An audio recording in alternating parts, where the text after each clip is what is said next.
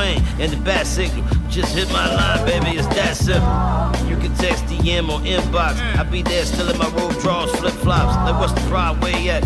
Point him out, enough tough talk, I'ma knock tough Tony out. I been itching, plus he don't deserve you, boo. Let me find out this bitch nigga is hurt. I'm a blaze like Johnny, Wu-Tang Clan, he got a choice, get clapped or get these hands, I been ready. Shit, my heart been heavy. I feel kinda funny cause I never been petty. But fuck it, this nigga gon' learn today. He was fake from the jump, he don't deserve to stay. I be the chef, and this is his eviction notice. We should've did this the last time he did you bogus.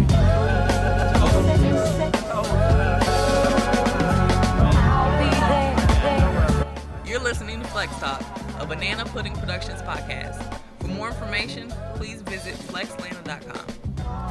When you need someone to talk to and love, forgive any man that would assault you. No matter what the distance, I be there in an instance. Hello, you have reached Mr. Fix-It. I got them tools, love, I be right there. You're making this man with heart need repair. No drama, only Obamacare. Your number one fan. This is Flex Talk. Flexlanta's podcast, your platform for young entrepreneurs trying to grow and expand.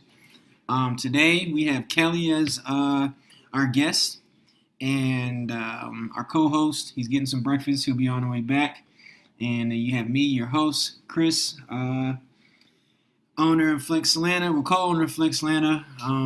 Then I have my Rack Fitness brand and a couple of the brands I'm working on. But this podcast is for entrepreneurs to express themselves. We get to ask questions about where they've come from, what they do, what inspires them. And today we have Kelly. Are you a painter, artist? What do you like to be called? I am an artist. I am a creative. Creative. I'm a creative. Cool. So we have Kelly the creative. I'm going to let her introduce herself so I can stop talking because I sound horrible. She'll go ahead and just tell her name, Instagram, so spell it out for you guys if you want to look her up. She'll talk about any events she has coming up as far as like meet and greets or just little pop-up art shows. She'll tell you all about that. So please be sure to follow her, check her stuff out, and support. Kelly, the lane is yours. Thank you so much. Thank you for having me, Chris. And my name is Kelly Free Spirit. And I've always been a hippie of sorts. My art career, creative career, you could say started with theater. So I've studied Shakespeare. I went to Kennesaw State University and studied theater. So that was my first love. But now my creative source is painting. I am an artist. It is an extreme passion of mine. It's almost to the point where it's not something I like want to do. It's like I have to do it so that I can just maintain my sanity, maintain my strength. And so my Instagram name is Kelly Free Spirit 333, Kelly Free Spirit, FREES. Where'd you get that name from? Kelly Free Spirit. Let's see. I have always just been really free. I've always been able to tap into, I guess you could say, like higher consciousness, God, the universe, our ancestors. We can say it in a lot of different ways. But you into numerology?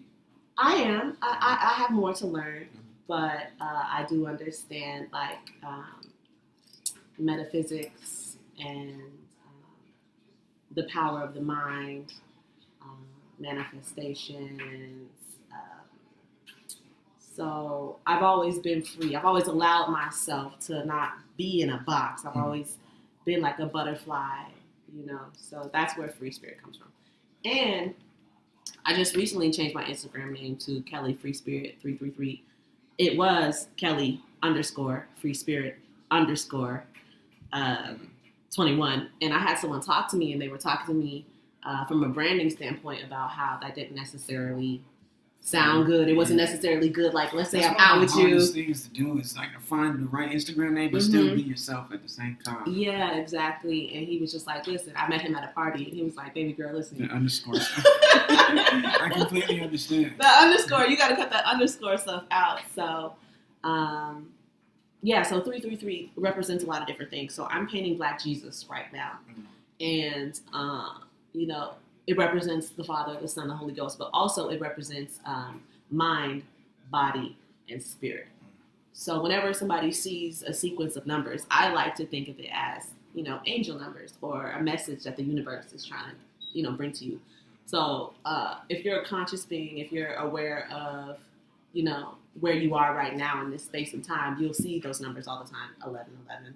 I think that's when I came here exactly, probably around 1111. And those are just little reminders to me, just to like stay focused and be grounded and centered and try and listen like to what the universe is trying to tell me. So Kelly Free Spirit 333. Also putting 333 in my name, I knew that people who were conscious would know. Okay, boom, all right. She's got the angel numbers up there. I already know what I'm getting myself into. So that's good. Do you have any other social media platforms, or is it just Instagram? I am on Twitter at theartist1111. And what's the difference between your Twitter and your Instagram? If you don't mind me asking. So yeah, Instagram is like my portfolio of visuals, and my Twitter is a lot of me being inspired by other artists, other photographers. Also me sharing more of my thoughts on Twitter. So it's definitely a little bit different. Maybe a little bit more political, maybe a little bit more deep. I talk about a lot of different issues. And Instagram, I try and keep pretty light. Yeah. I try and keep it pretty upbeat, inspiring, positive. But if you go to my Twitter, you'll definitely learn some things about me. I used to struggle with that with Instagram. I used to just put all my personal feelings out. Okay. And it wasn't really. What kind of personal feelings? I just talk anything. About what I want to talk about. Yeah, but I was like, I guess I can't do that too much because I got other people working with me and I got a brand. So right. Exactly. I think Twitter is good for rants. Twitter is great for rants. Yeah. Twitter is perfect for rants. Yeah, exactly. I don't have one, but I guess if I wanted to go back on my ranting, I think that would be Twitter. Absolutely. And if you have a lot of powerful things to say, Twitter is a great place for that. Yeah. How about Snapchat? You Snapchat at all? I snap a little bit. I snapped more, you know, in the past, but I snap a little bit. I just feel like since Instagram has added that story, yeah, it's no point. Why am I, you know, putting all these? And then Facebook has a story, and it's like, why am I putting all these different stories? Too? I do use Facebook, yeah. So I'm Kelly Nicole Johnson on Facebook. My Facebook page is Free Spirit Slim, and I try and be a part of social media as much as possible. Why is that?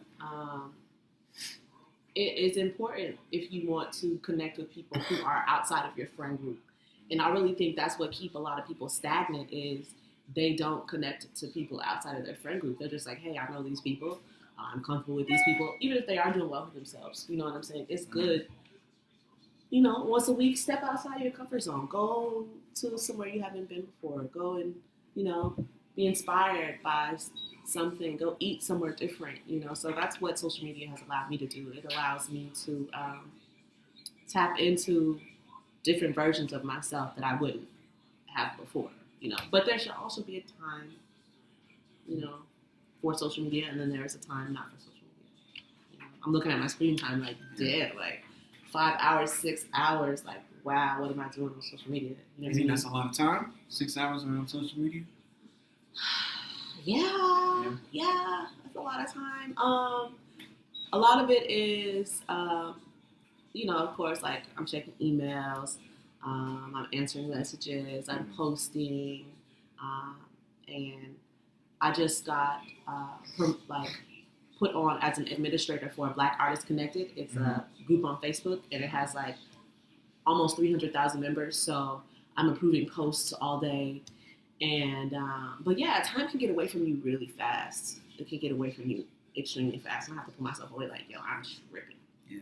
For a new entrepreneur, what would you? And then we're gonna go to commercial break after this. But for a new entrepreneur who's just created a social media, Yeah. like how much time do you think they should put on it just to start? Okay, well that's a little different. If you are a new entrepreneur and you have just got onto social media, I think that if you can, you should post weekly, once a week. Once a week, and post on your story. Post what you're doing, where you're going. What you're eating, who your friends are, what inspires you. Post other people's posts. You know what I'm saying? It's literally a blog. It's your journal. No. But I would use social media, smart. It helps you work smart and not hard. Is one it thing necessary? No. No. But our lives are changing, and this new age is changing. So, Andrew Yang, he is in running to be president, and he talks a lot about how a lot of jobs are going to be taken away by robots. Of course. You know what I'm saying? So, if you have the opportunity to hop on social media, I would. But there are a lot of people who work in their hometown, word of mouth, who don't have no social media page, have no interest in getting a social media page. So that might work out for them. But I think that if you are young and you're interested in growing, past your city, past your present circumstance, I would definitely hop on social media. Yes, most definitely. All right, again, this is Flex Talk, the number one platform for entrepreneurs, number one podcast in Atlanta. We're going to take a little quick break, and we're going to get back on and talk about some of Kelly's paintings she brought. She brought 3 different paintings. If you're on Instagram, you can kind of see them right now. But if you're listening to it on YouTube, you won't be able to see it until later. But go ahead and check my page out. And go ahead and check her page out. Shout out to Asia for just clocking in. Shout out for Diamond for watching. Take a little quick break, and we'll be right back.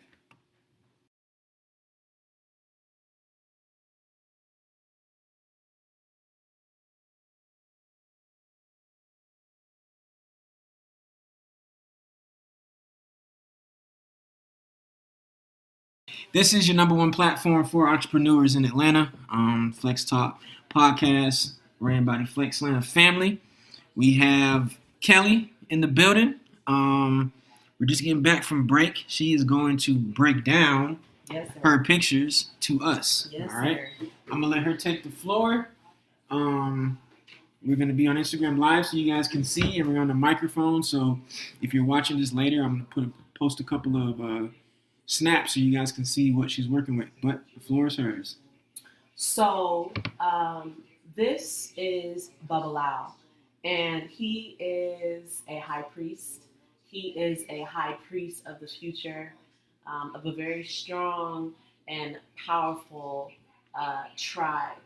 And he is the representation of masculinity. So everything that is about power, order, organization, war, balance, all of those things is what he represents. And blue is such a universal, peaceful color. So I felt like blue would represent him in the most powerful way. I love abstract colors. I love anything bright that catches your eye. So I definitely wanted to make him stand out. And as you can see in most of my work, I have a lot of geometry. And it is so satisfying. Even though it takes such a long time to do, it is so satisfying for me to, go over the lines and the shapes. And once I get to see the final picture, it kind of looks like a kaleidoscope, when you're looking inside of it. And it has different layers and it stands out. So I definitely love having different layers when it comes to my artwork. I don't just want anything flat. I want there to be a dance between your eyes. Like, I want you to look, okay, wow, look at his eyes. Okay, then he has a crown, wow. And then he's floating in this background. And it's like gray and black. And I never really had a relationship with my grandfather, so I definitely felt like a very heavy, protective, powerful, masculine presence when I was painting this. And he's definitely an elder, so I would say he is probably uh, between 60 and 70. And a lot of people say that he looks sad. I didn't necessarily make him look like sad or worried intentionally, but as I look at it, I could definitely see why people see that. He's seen a lot, he's seen a lot of the world, and he is trying to, be strong for future generations. And that's one thing that I'm always, conscious of whenever I'm creating artwork is what am I leaving behind? What is the message that I want to say? And I think that he's my last piece and my favorite piece so far.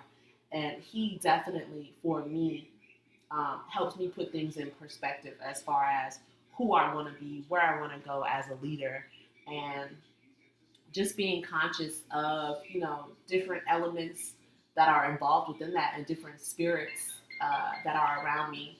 So I take care of my grandmother during the day, and I just have a huge admiration, a huge respect for my elders. I definitely like to spend time and hang out with people who are older than me.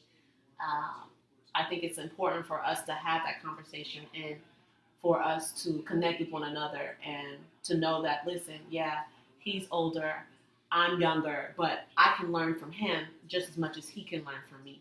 So this piece is definitely a balance between old school and new school, and I love it. He is powerful, and I think when a lot of people look at him, they can definitely feel the power.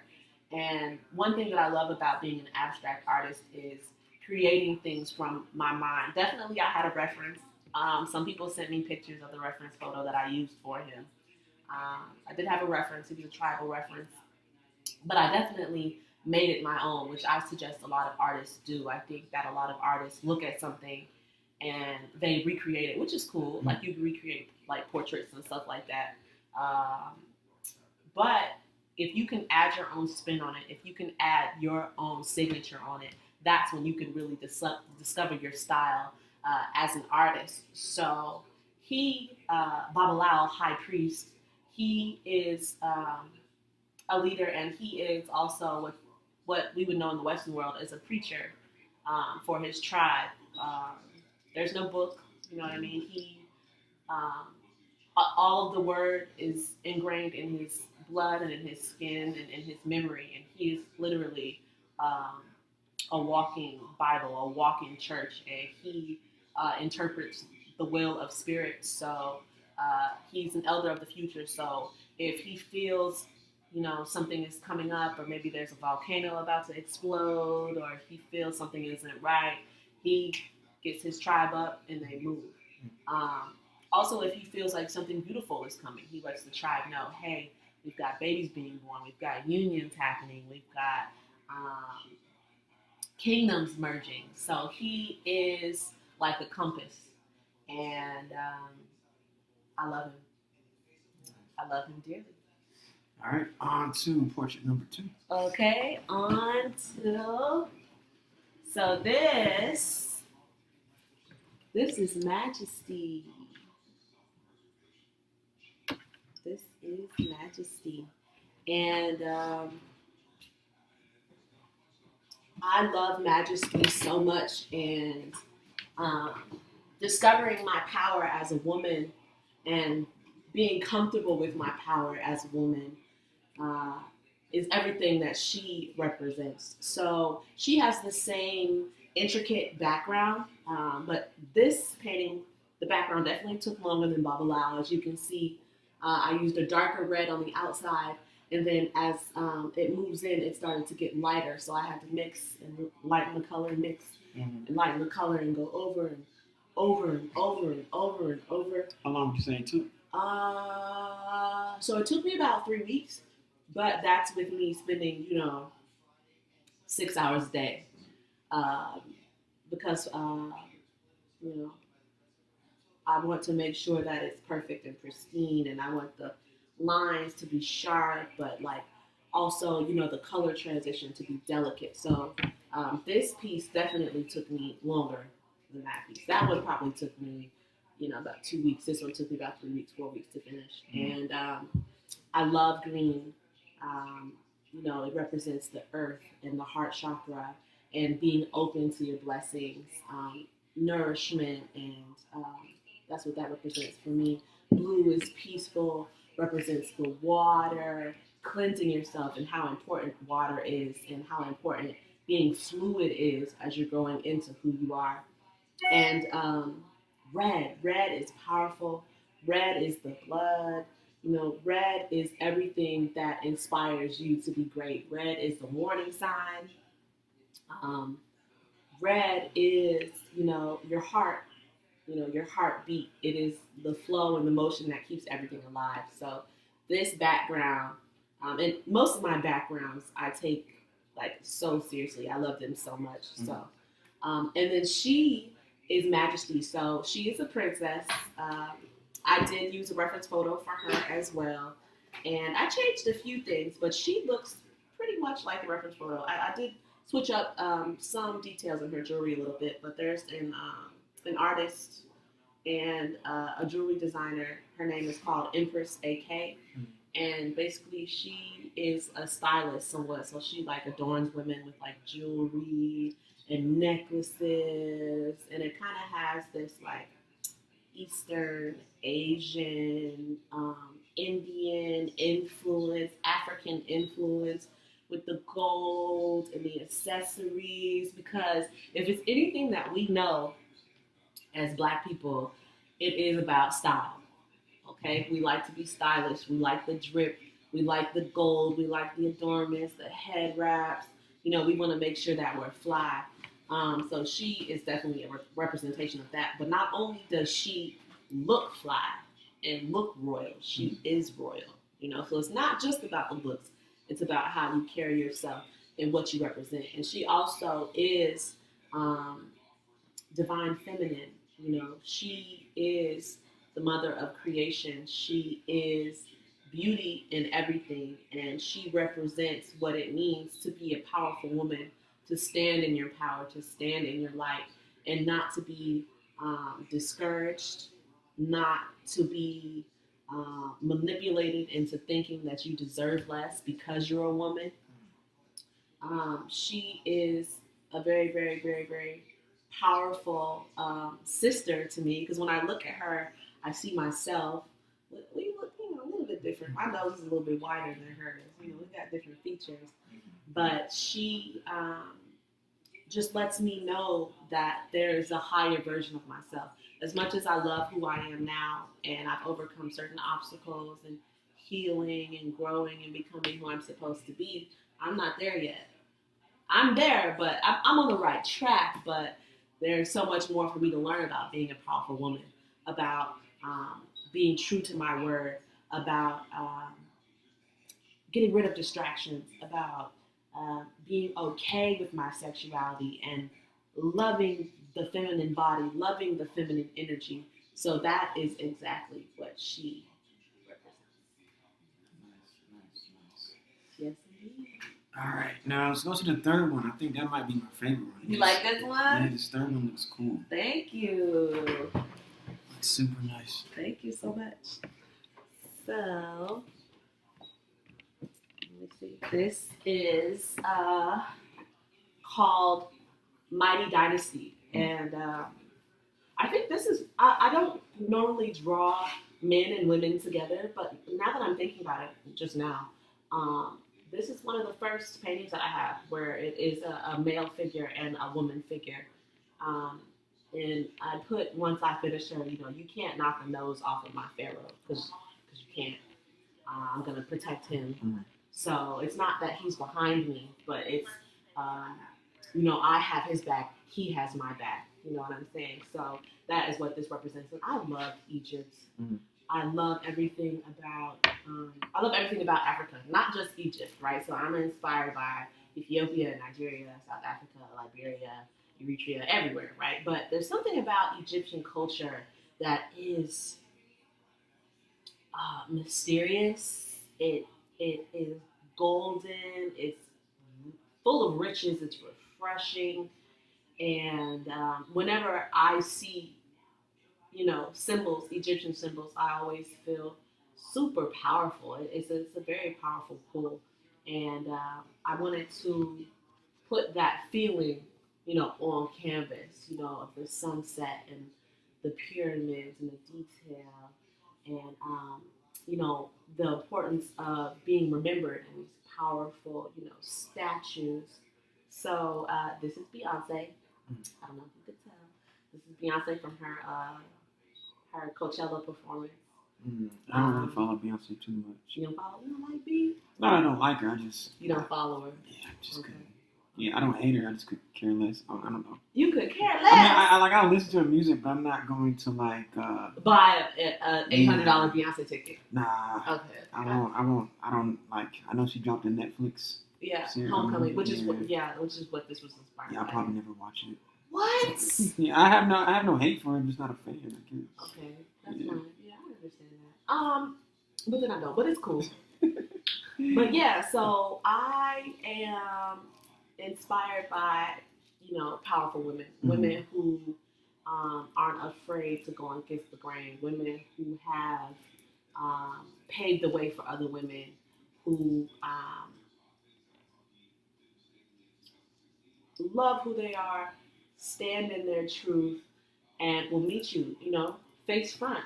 She is powerful. She has the face like, I want you to come try me. I want you to, I'm behind, like my kingdom is behind me. And I love her. So I wanted to make her black. And I did that distinctively because everything else, in the background was so bright and so powerful. I didn't want her to get lost in the colors. And I wanted her to have her own power and her own mystery. So, hi, how are you? So, she is also a representation of, powerful feminine energy, but also the importance of a dynasty, of the importance of your name, the importance of generational wealth, the importance of understanding your power and passing on that power to future generations. I was talking to my friend about how, our parents, kick us out the house sometimes at 18, and they're like, listen, you're grown, you got to figure it out on your own. And it's like, listen, that's not necessarily the best way to form a community or to shape a dynasty. Right. So this is definitely a representation of power, and the power of unity. Now that one pyramid that's right behind her, did you do the pyramid first or did you draw her first? Not that one, but the one. Oh, sorry. You might this one. No, this one.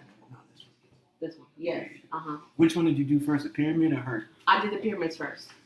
So I always start with the background, the furthest back. So all your pictures, you always start with the background? Always start with the background. And I always draw out everything. So I definitely suggest, if you want to be a painter, learn how to draw first. It'll help you. It'll just be so much easier. You don't have to think about, okay, where does this line go? Draw first. Learn your shading and how to construct shapes that you see in your mind before you pick up a paintbrush. Because paintbrushes it's fluid, and it costs money. So, definitely learn how to draw beforehand. But yeah, so I painted the sky and then these columns, right? And then I painted him, and then the pyramid, and then the grass, the river, right? These pyramids, the sand, and then she was last. So you painted her over? Yes. Everything? Yes. It's nice. Thank you. So that is Mighty Dynasty. Nice. Let's go to another break. Then we're going to come back and we'll have a little fitness segment, and then we'll have an open discussion, all right? This is Flex Talk Podcast, the home of entrepreneurs of Atlanta, all right? See you guys in a couple of minutes. Yes, sir. Check, yeah.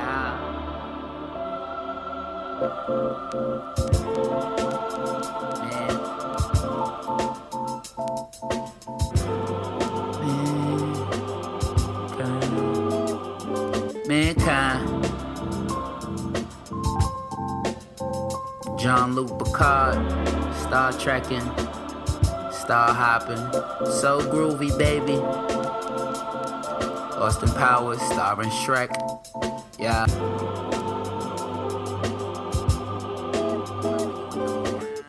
Chat, Jean-Luc Picard, yo, I'm Star Trekking, Star Hopping, I'm groovy, baby. Austin Powers, starring Shrek. Falling down the steps, bombing, drinking on a Molotov cocktail, shots contact to the head like Bernard Hopkins. On his back, just star watching, stargazing, but not knowing he gon' make it through this round. Sitting on the canvas with his fist down like this is just the 6th round. Get up, it's just a hiccup. He moved diagonal, he just a bishop. Don't let him night you. You take the L, move side to side, be like a rook, back and forth like a crook. I'm in your corner, this match is yours. Strike the book, fight like Iron Michael Vick, Pitbull versus a dying breed of Siamese. Bring that fire, ignite the ring. God, that'll be a sight to see. Gotta know when you're trying to align your goals.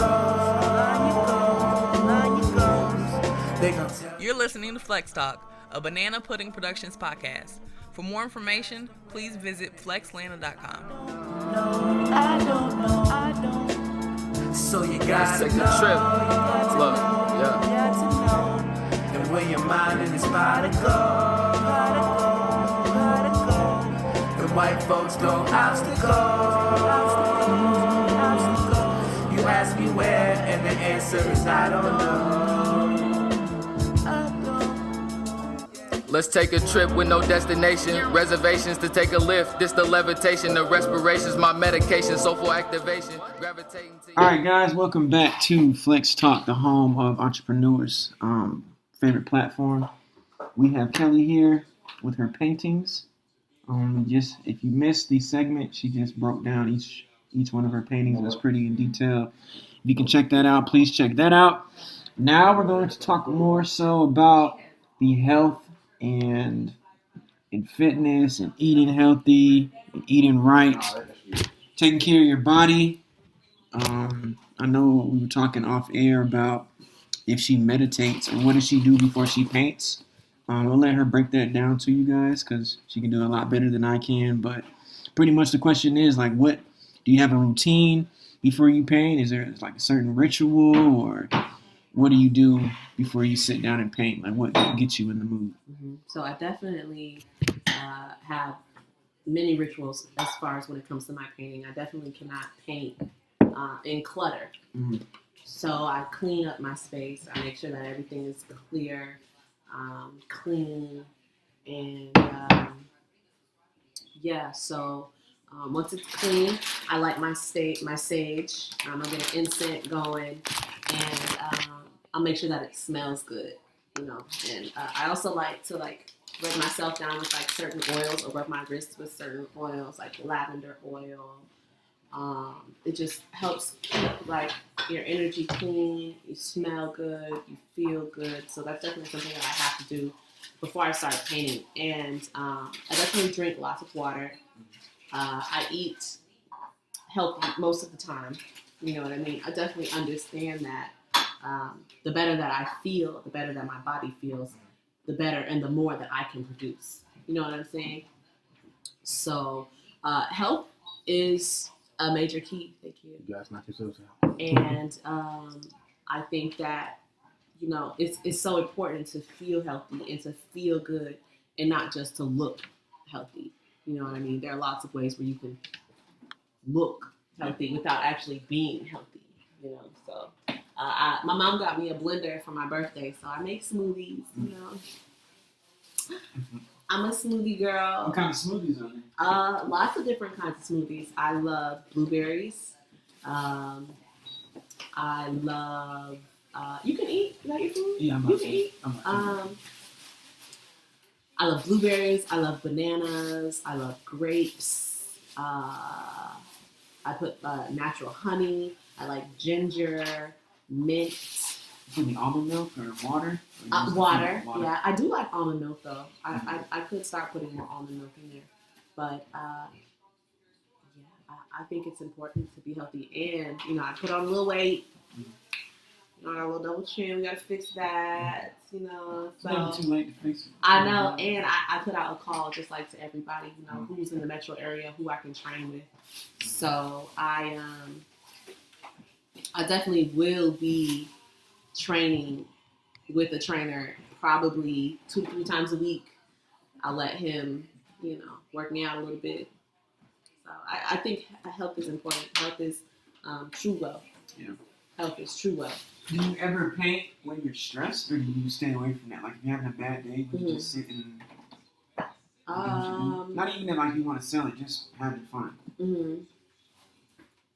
Do I ever paint when I'm stressed? Yeah, like if you're having a bad day, does painting help you feel better? Absolutely. Yeah, absolutely. But if I don't center myself before I paint, it's not going to look like how I want it to look like. So It's definitely important for me to find balance, listen to some good music, or, find something on Netflix or Hulu that has my interest, or listen to different documentaries, or I love TED Talks. I love TED Talks too. I love TED Talks. So I'm boycotting TED Talks. You boycott? Right? Yeah. Why? Well, That's kind of where I got Flex Talk from, TED Talk. I am boycotting TED Talks. Why?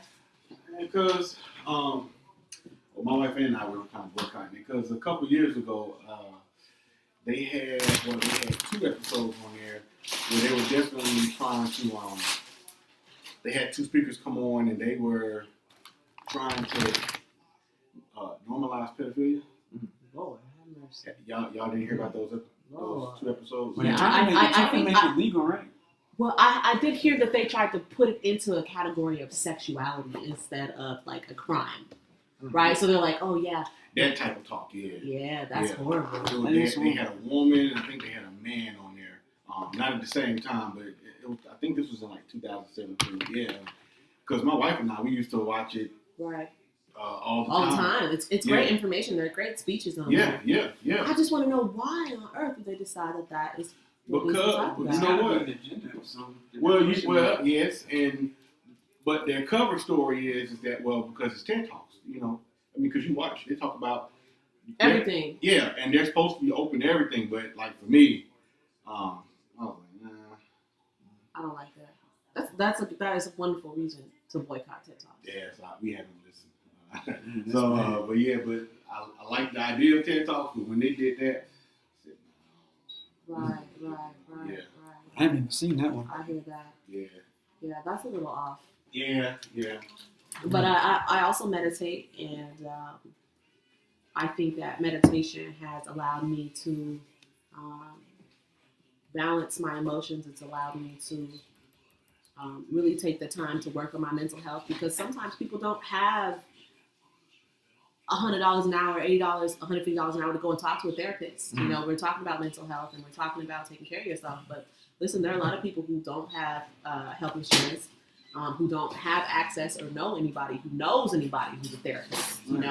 So not miseducated, but what's the word I'm looking for? I think now it might just be miseducation. Yeah, miseducation. A lot of people don't have the opportunity. And, there's so much in the world that wants us to be distracted. Mm-hmm. There's so much in the world that does not give us what we need mentally. So it's kind of like learning and growing. Let's say, like, as a Black woman, right? You're not going to learn the oldest living, form of a woman was found in Africa, and she was, super billions, whatever, old, and everyone comes from this Black woman, right? You have to search for that information. They're not going to tell you that in school. I didn't learn that in school. Did y'all learn that in school? No. Right. So it's kind of like the same thing with mental health. You kind of have to do your own research if you are interested in, growing and being a more balanced human being. And meditation definitely helps. And a lot of people are like, oh, it's demonic. I'm tapping into different shit. What's going on? Go and talk to the Lord. Yeah, well God made doctors. Right. I'm sure that if you get sick, you go to a doctor. You know what I'm saying? So I think mental health is at the top of my radar because I have been admitted into different mental health facilities because of not taking care of myself, not taking care of my spirit, not taking care of my gifts. You know what I mean? So it's You definitely feel like breaking that down? Like, how was that experience? it was scary. It was scary for me. There were a lot of different things involved. I was definitely taking substances I shouldn't have been taking. I was involved with someone that I shouldn't have been involved with. This was around the time I left Kennesaw State. I wasn't going to my classes. I just spent a lot of time partying, hung out with a lot of hippies who didn't understand where they were going in their direction. So my brain just slipped away from me, and I moved back home. And my mom was just like, I was not being myself. I was saying all kinds of different things. I wasn't sleeping. I wasn't eating. I was journaling. It was definitely unhealthy, but then also I did have like a very, very like enlightening experience that I had with God during that time. So I was admitted into this facility, and basically they didn't help me at all. I mean, as far as what I know, how you can help people with mental health and like feeding their body the right herbs, meditation, yoga, none of that happened. I slept in a room on a cot for 2 weeks. No windows? We had windows in the main room. We had windows in our meeting room where we spent our day. But in our room, no, we didn't have windows. I mean, that's a big deal, isn't it? You need to have windows. You need windows, you know what I'm saying? Access to the outside. Right. To the sun. They allowed us like smoke breaks a couple times a day, and we would go outside. But that is the main issue. Like in this facility, Medicaid, I was there for 2 weeks. Somebody paid thousands of dollars for me to sit in a bed, somebody to read me pamphlets, and for me to take medicine. When I could have been putting my feet in the soil, learning about jasmine, learning about lavender, learning about rosemary and how these different herbs can boost my mood. I could have been meditating. I could have been exercising. Y'all, I didn't even exercise in there. What the hell? Okay, so it's interesting that you bring this up because just yesterday, are you all familiar with Vlad TV, Vlad TV on YouTube? Are you familiar with him? Can I eat? Is that going to disrupt? No, that's I want to be crunching on the podcast. Yeah, knock yourself. Yeah, I want to be crunching. So I just saw this just yesterday on YouTube. Lord Jamar and Vlad got into it because everyone here is familiar with Dr. Sebi, right? Mm-hmm. Okay, so basically Vlad was throwing salt on Dr. Sebi and calling him a cult leader and a con artist and saying that he's as much of a doctor as Dr. Dre. And Vlad TV? Yeah. And listening to your story, that what you went through is the conflict that they were having. Ultimately, is Western medicine against more traditional types of medicine. And in the Western establishment, they do not look at your more traditional ways of healing as being credible. They look at it as junk, as pseudoscience. And I want you all, when you get a chance, just to look up that video on YouTube, because just the sarcasm in Vlad's voice and how he's talking about Dr. Savvy, like he completely dismisses Dr. Savvy as nothing but like, man, this man was just a fraud. Wow. And this is a white guy. Like, okay, well, that makes sense. Yeah, Vlad is white. Oh, so Vlad is white. Okay. Vlad is He's an older guy too, like in his 30s or 40s. Yeah, and he's Russian, but for whatever reason, he has a popping channel on YouTube. For whatever reason. Because I mean, all the hip hop artists and stuff, and I mean, but it's quote unquote the fans too, because a lot of artists that will come on his show end up being arrested. For what they talk about. Yeah, I've heard wow. about that too. Yeah, I've heard about that too. Yeah, and so. But I've heard of Vlad TV. Yeah, I mean, because he interviews, but he's never there. He interviews him from a TV. So when you watch people interview him, for the most part, he interviews him for a TV. Yeah. So when you watch it on YouTube, you just see the person that he's interviewing, and it's like they're talking to a wall or something. Yeah. Wow. But yeah, quote unquote, they said he's the feds because a lot of people get in trouble for what they say. But I mean, that's crazy. You know, I just thought I would throw that in there because that's probably what. Because that's what you so Dr. Yeah, and Nipsey Hussle was going to produce a documentary about Dr. Sebi. And so what Dr. Sebi had to say, he did do a lot. He knew extensive knowledge about lots of different things, right? But as far as health goes, there are a lot of people who have mentioned studies about raw, vegan, alkaline diets, right? So it's revolutionary because it's not, everybody doesn't know it, but it's not to the point where, oh, Dr. Sebi, they're trying to get him type of thing. You know, people like to sensationalize what happens, and it's kind of sad because it's like, you know, Nipsey Hussle passed away, and it's like Nipsey Hussle is Nipsey Hussle, Dr. Sebi is Dr. Sebi. Let's be clear about that. They're two very, very distinct individuals. Not to say that him, you know, pushing that information is not dangerous, but you know, raw, vegan, alkaline diets has been around forever, and people talk about it all the time. That's you know what I'm saying? Yeah. So just be careful about how we link someone else's death to. I totally agree. To this type of like yes. propaganda, like my. And I think the link. You know what I'm saying? I think where people are linking it from is when he said that he was like, if they end up killing me, ride for me, that type of situation. You even see that video? You mean Nipsey Hussle? That's what he said. He was like, if they end up killing me for this, right. I think that's what everybody's trying to connect it to. Which you know, people should, you know, I think it's more credible that if there was a conspiracy, because I'm always open to the possibilities of conspiracy. Me too. But like you, I know you have to be careful with that. You have to be careful with that because the line is very thin from thinking of credible alternatives and just going over the line with it and just being crazy and not thinking about it at all, just being sensational. And so I think it's more credible to, if there is a conspiracy, I think it's more credible to look towards what Nipsey Hussle was doing with the LAPD and with the gangs and the local community buying up the properties. Maybe that was a conflict of interest with someone that had a little power on the street, possibly like that. Not so much because he was making a documentary about Dr. Sebi, because all that stuff with Dr. Sebi, that information, like it's said, out there. It's out there. It's out there. There are people right now who are preaching about raw, vegan, alkaline diets. You know what I mean? Yeah, so do you guys rule out his death as just being gang related? Do y'all rule it out? I think this. Mm-hmm. It's highly likely. It's highly likely. If you hang around hood niggas, drug dealers, felons, fiends, and you've been involved in this kind of activity before you got into music, I mean, black men die every day. You know what I'm saying?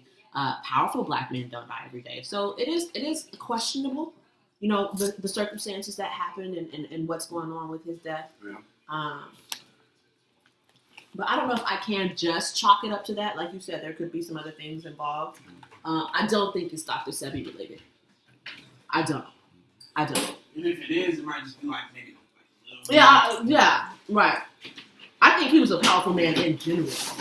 Like, you know how Martin Luther King was a powerful man in general? There was a lot of things that Martin Luther King was starting to say that wasn't just, kumbaya.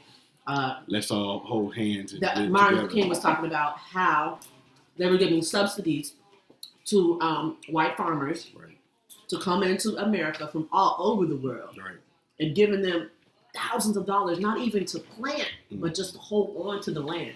So before Martin Luther King died, he was putting together a march that was going to march, gather up people and ask, you know, where's our subsidies?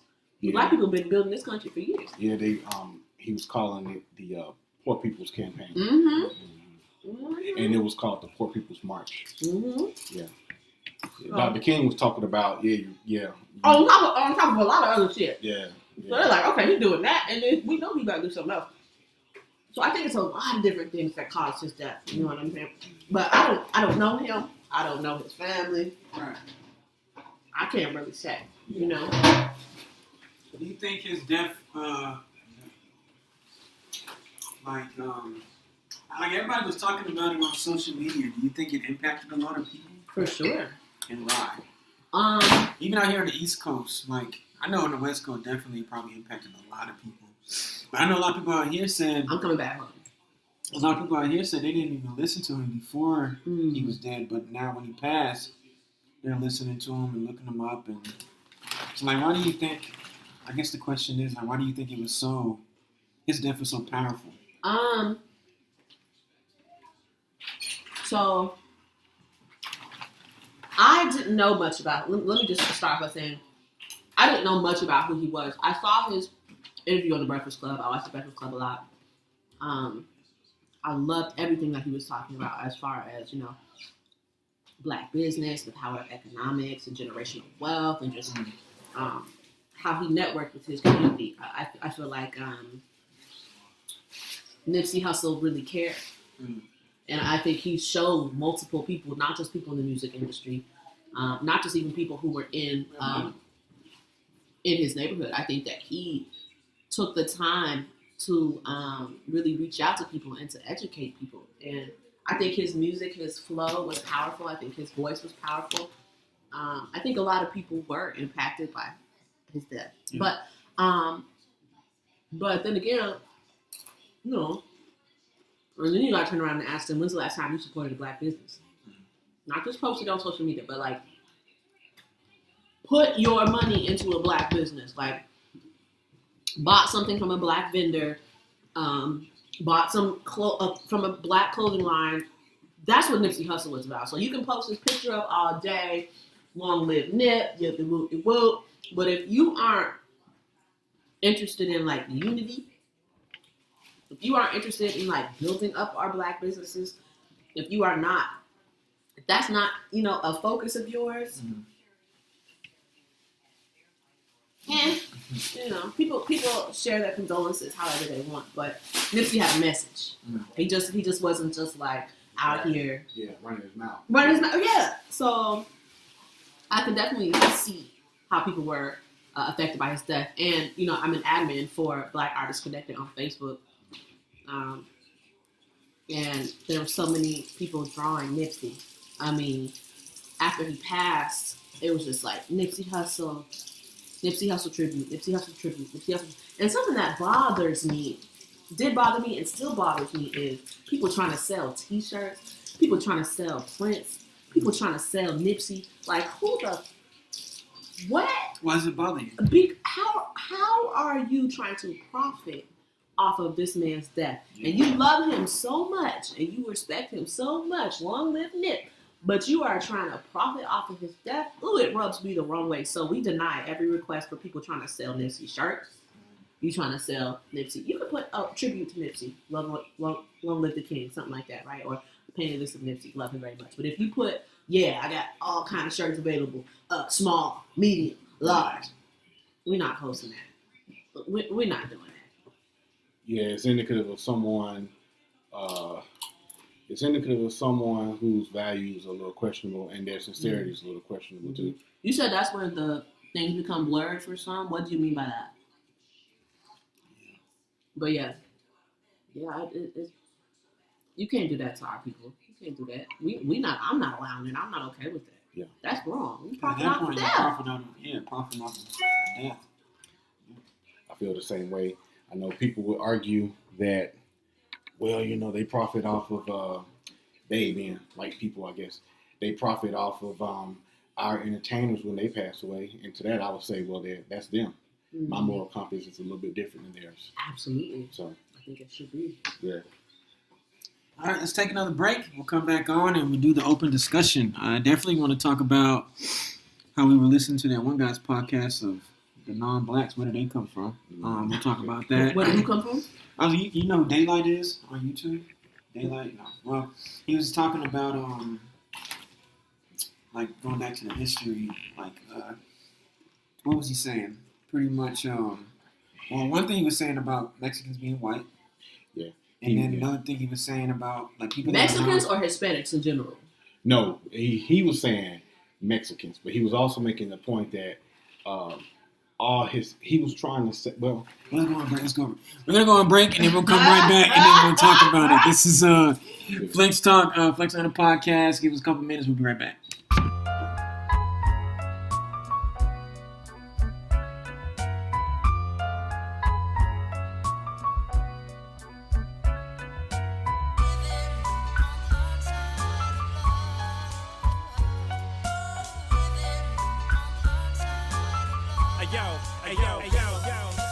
Alchemist poet, live in a moment. Distribute content, starve it and know it. Pause for the stoic. The paragraph pictures situated well. Genuine aroma, never duplicated smell. The headbanger classic, the meme based blasted. Some good stuff, yo. Take a hit before you pass it. Talk archery, full-fledged markery. Dwelling in the basement with culinary sovereignty. She was immaculate, the assessment was accurate. Her femininity radiated divinity. Genetics forged in a fires over millennia. A smile like sunshine made everything else trivia. None sweet or stevia, organic sugar cane. I sensed the fragrant mutuality, it killed the pain. Caught in the moment like an arachnid in amber. I felt like dander for what she pandered. Word, You've lived on the dark side of love and you know it. But if you find the right side of love, you better hold it. Most don't know what they got until they fold it. I'm all in, what you got, you better own it. Welcome to the mind of one deep-ass poet. BS sees no opponent. Beauty is in the eye of whom beholds it. Truly, this is a monumental moment. You're listening to Flex Talk, a Banana Pudding Productions podcast. For more information, please visit flexlanta.com.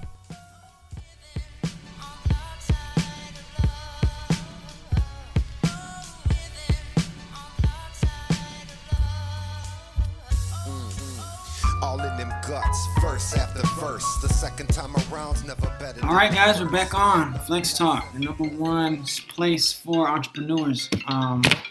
Now we're going to get into our last segment, which is going to be open discussion. I guess we're going to continue what we were just talking about off air. But let's start with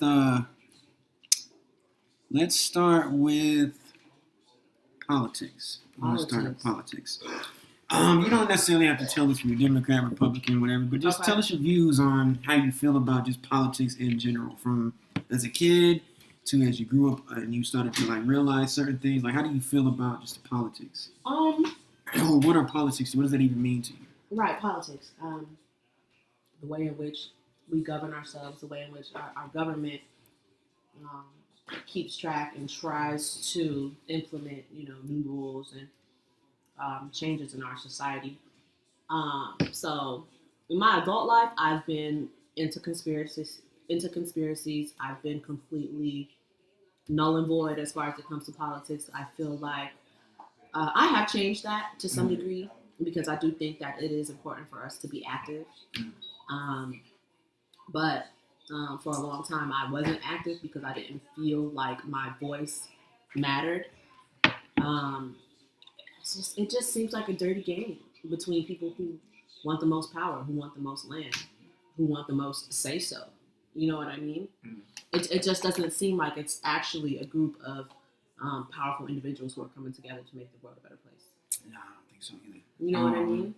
I had this question asked to me the other day because I'm not saying I'm a Trump supporter, but I kind of feel like I kind of see what he's doing. Like, I don't think him being the president is his last step. I think him being the president is a stepping stone to something bigger. What would you say to that? Bigger like what? Dictatorship. Dictatorship over America, like indefinitely until he dies. I think I've heard something on the lines of him trying to increase his presidency by 2 years. I'm not sure how that can happen.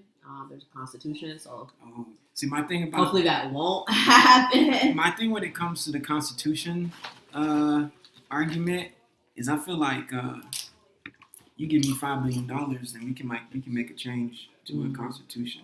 I feel like that's what Trump is doing. He's waving his money around, getting shit done. Okay. Changing it. So I don't. So you support him?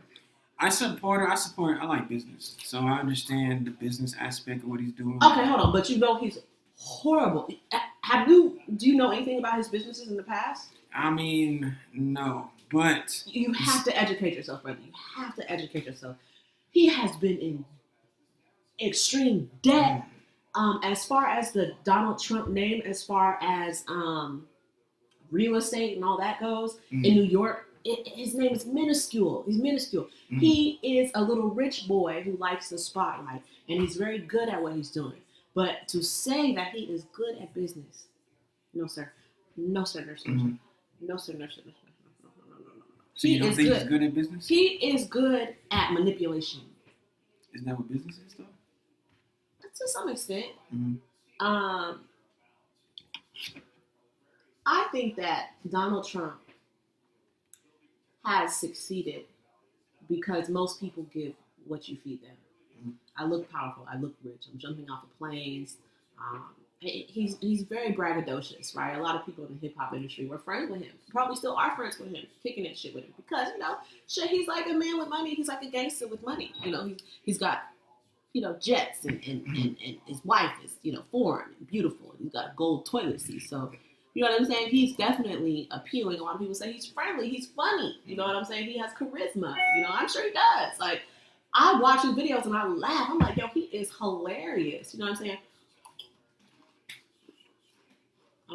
But I think that, we just need to educate ourselves more about what they're really about. You know what I'm saying? So you think he's out of here after this term?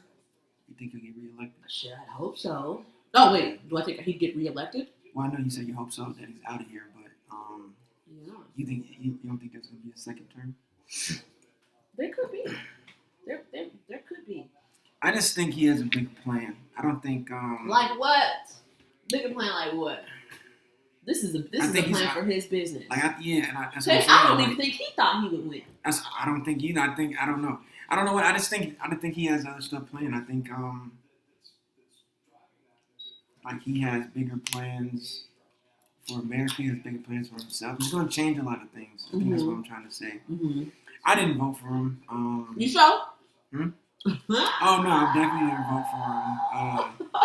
I didn't vote for him for real, but I feel like he just has bigger plans. I don't think the presidency is like what his goal is. I think that's what he had to do. It's a pit stop. Yeah, mm-hmm. I mean that's just how. I mean that's what I see. Yeah, I think that you know what I'm saying. Politics is a lot like getting shot. Dealing with Democrats or Republicans. So you want to get shot in the foot or you get shot in the hand. Which way do you want to lose this battle? Because I feel like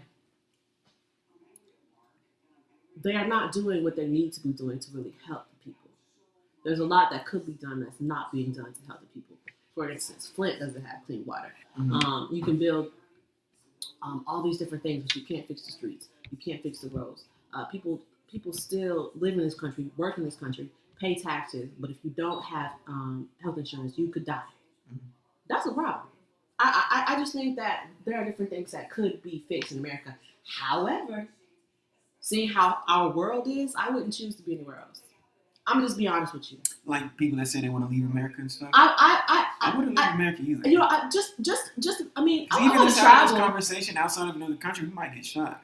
Or in another country, we had a conversation like this talking about our president or our leader, we could easily get captured or something. And we have a lot of luxuries afforded to us. You know what I'm saying? You have an iPhone charger? Mm-hmm. Okay. Oh, but I want to put it over here. Oh shoot! Can I plug it up to the computer, maybe? Yeah.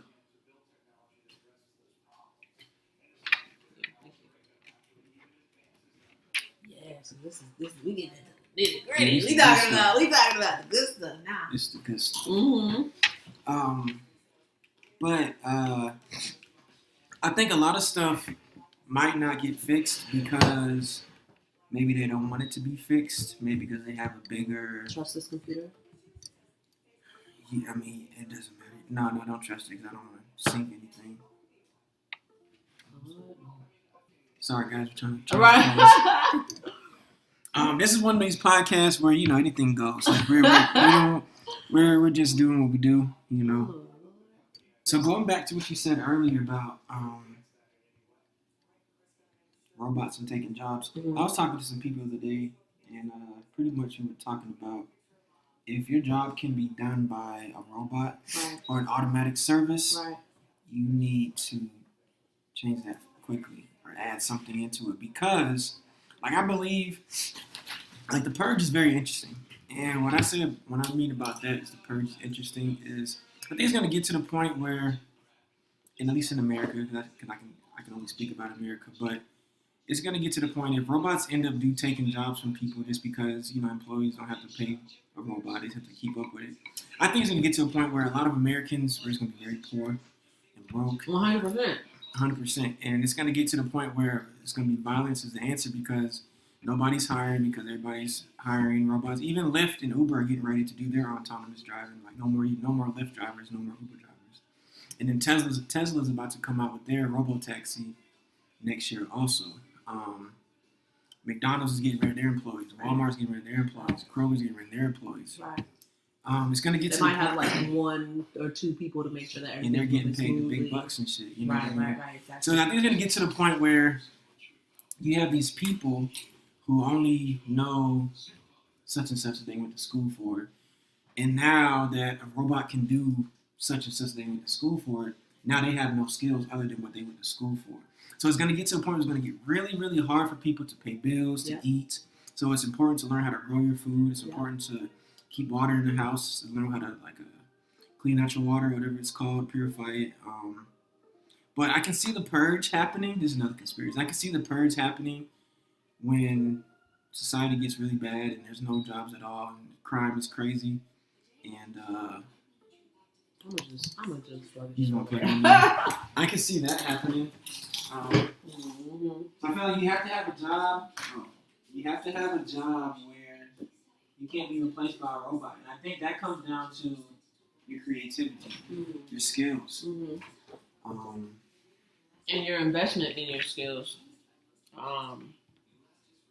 That's sad, man. It's sad to think about. People who are who weren't afforded certain opportunities are not going to be able to grow any longer. It's kind of like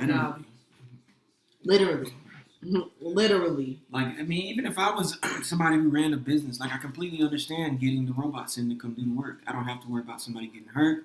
Right. I don't got to worry about somebody calling out. Right. I don't got to worry about somebody. I don't even got to worry about paying them. I just got to keep up with the robot. Right. Make sure they're functioning well. Right. And it's going to be scary because a lot of people are going to lose their jobs. A lot of people are going to be shit out of luck. People that have been working in the industry for 30, 40 years might just be kicked to the curb. Right. And you have a gym, right? Do I have a gym? I stepped away from that. I'm bored training people. Oh, okay. Yeah. Well, I mean, just like in a gym, somebody can go press a little button. Mm-hmm. Well, you know what they have now is get your weight, scan you, let you know what's going on with you. You good to go. Find out. Or they do it from their homes. Press the machine. All right, so this is what you got to do. Pre-recorded. They got the virtual reality workouts now. So it's gonna get to the point where it's like, damn, you gotta be. If you're not a doctor. Even the doctors, like the people who do the surgeries, there's robots who do surgery now. That's true. It's gonna be, man, but still, there's certain careers that are going to be wiped out first, and the doctors, and lawyers, no. You know what I'm saying? Yeah. Right. The ones that be knocked out first are your warehouses, your Walmarts, your Targets, your Krogers. Right. Cause shit, I can even order my groceries. I didn't even know you can order your groceries. Don't gotta go nowhere. I don't gotta go nowhere. Which is another reason why I think it's important for people who have businesses to tap into social media. Because, you can work from anywhere. It's another reason why I'm going to start trading too, is because you can work from anywhere. All you need is a Wi-Fi connection. The Wi-Fi ain't going nowhere. Now with this 5G coming out too, you can get Wi-Fi anywhere. You know what I'm saying? So it's going to be scary. Like I'm looking forward to the future because me too. Because I understand it's coming. Yeah. But for the people that don't know it's coming, it's gonna be really tough to get adjusted. I think violence will start happening first, breaking into houses, because people are gonna be hungry. People are gonna be needing stuff. They got families to feed. Right. And if you take their job away, and they got 2 or 3 kids to feed, they gotta figure out, hey, how are we gonna make this happen? You know what I'm saying? It's going to be tough, which is why I think that it's good for people to start developing their skill sets and figuring out what they are aside from working for somebody else. You know what I'm saying? It's always good to have different, revenues, different streams of income, right? And please, you know what I'm saying? If you are not on the verge of, having your own business and running it successfully, please work somewhere else. Please get a job. Do not be out here looking stupid and starving. Please get something to help you in the back end while you chase your dreams, right? But then again, that's why I think it's just so important for you to figure out a service that is unique so that you don't have to depend on anything or anyone. The stock, the market can crash completely. Whatever, you know what I'm saying? And you're good because you established yourself. You've established a community. You've established your own, mindset and what you want to do, which is what I think is important. But yeah, we do need to be prepared for this age of technology that is going to sweep over. And if you are not At least aware, if you don't have an email, you might want to get an email. Something. You might want to get some. How do you feel about like growing your own food as far as like your tomatoes? Yeah. Lettuce, are you into that? Yeah, I want to do more of it. I met a girl recently who is into farming, and she invited me to her farm. I'm definitely going to go when I have some free time on the weekend because my mom has a huge backyard. And in my mind, I'm telling her, Mom, don't sell this house. We're keeping this house in the family. Mm-hmm. So yeah, let's make a garden. Even if it's just a little corner. Let's have some corn. Let's have some cucumbers. Let's have our own food. That is very important. We do that. We have chickens too. Y'all have chickens? Mm-hmm. We have 4 in the cage. We have 5 babies. We have 9 of them. Wow. Mm-hmm. Yeah, that's pretty cool. We need to get back. It's so weird, like having this balance between getting back to nature, mm-hmm. but then also being well versed in technology. It's like it's important to be all the way well rounded. You know what I'm saying? And that's cool. Don't be completely off the grid. Come back on the grid every once in a while, just so that you can just stay plugged in. You know what I mean? We were talking about that last week. How you're 27, right? I'm 27. So how our generation knows how to. They know how to. We know how to work this, but we also know how to work out there too. Right. And we were saying like the younger people that are coming up now. 80-90% this, and the people that are older than us, 80-90% outside. So we're right in the middle where we can, like you said, get off the grid and then come back on the grid and not miss a beat. You know what's going on. Exactly. You know what I mean? So I like that, like when you said that. Yeah, it's important to be well balanced and well versed. You know what I'm saying? And if you don't know something, go and figure it out. Because we've got to learn how to take care of ourselves. We have to. Put things in motion. I'm a part of a very big spiritual community, and a lot of times in this community, they think you can pray and meditate your way into a positive life, and it's like that's a very important aspect. But you got to get out here and network. You got to get out here and actually put your feet on the soil. You have to actually do the work. I don't care if you meditate for 12 hours each day. Mm-hmm. If you are not actively putting yourself into your physical body, into your physical world, and making those changes, it won't happen. We gotta do it. Very true. Support it. I mean, I care about my legacy. A lot of people don't care. Mm. They're working for the day. I'm gonna save my little money for the day. I'm gonna survive with the group, go to the club, like a lot, get the shoes. I don't get that going to the club thing. Like, I understand having fun, a good time, but I don't want to go spend 20 to get inside, 50 on a drink, 20 to park. For what? I don't get it. Like, it just doesn't make sense. I'd rather stay at the crib and roll up with something. I'd be good to go. Like, right. Oh, y'all have weed? Oh, not here. Oh, okay. No. At my house, but not here. I'm gonna say, okay, not here. But yeah, the whole going out, getting a section. A section? Oh, the section. You gotta have. Like, I just don't get it. Like, if it's free, I understand, but I don't want to spend all that. That's just me personally, I guess. Yeah. I'd rather take that money and, like you said, invest it into my education or something. Right. Into my business. Right. But I know people that go to the club every weekend. Every weekend. Happy. I'm like, shit. Are they really happy? Well, okay, so here's the thing, right? I know somebody who's in medical school, right? And so they spend a lot of time on their books, right? They focus. Thank you. Mm-hmm. They spend a lot of time, just pressure, just like downloading all this information and regurgitating it, right? Mm-hmm. So, like when the weekend comes around, they're like, "Oh man, it's time to let loose." It's time to let loose. That's understandable. But then also, I think there are other ways you gotta learn how to let loose. Like, I don't know. I don't really like being drunk. It's fun. I like to have a good time, but like I like smoking. I like having conversations like this. Like this is way better than like now smoking. a club experience. How do you feel about weed? I love weed. I take breaks from weed sometimes. I don't feel like I don't want to smoke in excess because I can't get silent. I can't get in my head. I can't get a little paranoid about shit I don't need to be paranoid about.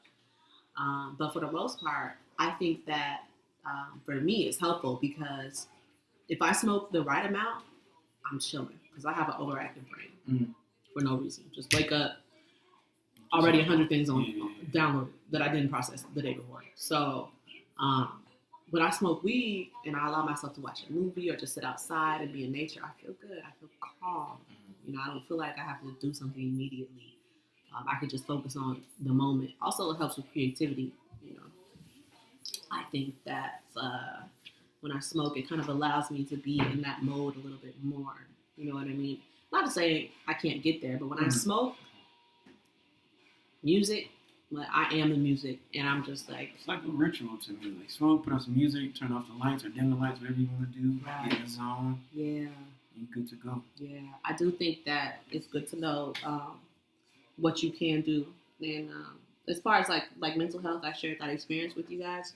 I remember when they tried to medicate me, and I literally like couldn't speak what was on my mind. It was the scariest thing ever. And I told my mom, I'm not taking this no more. I cannot take this.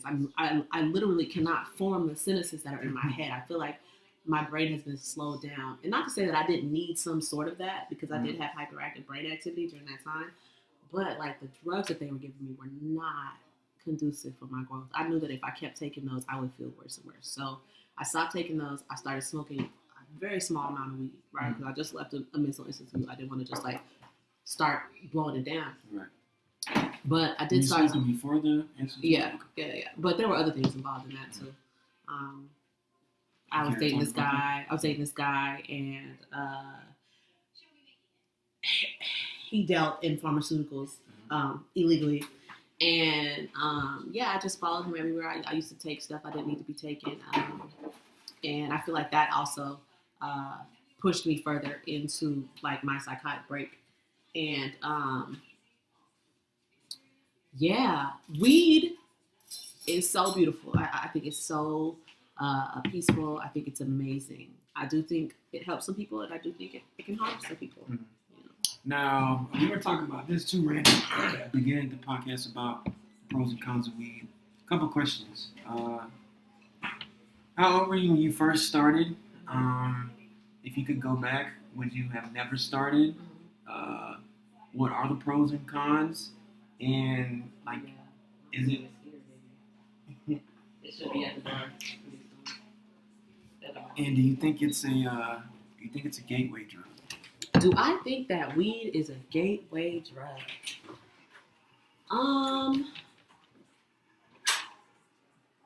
It depends. It depends on what you want to do. You know what I'm saying? I smoke weed.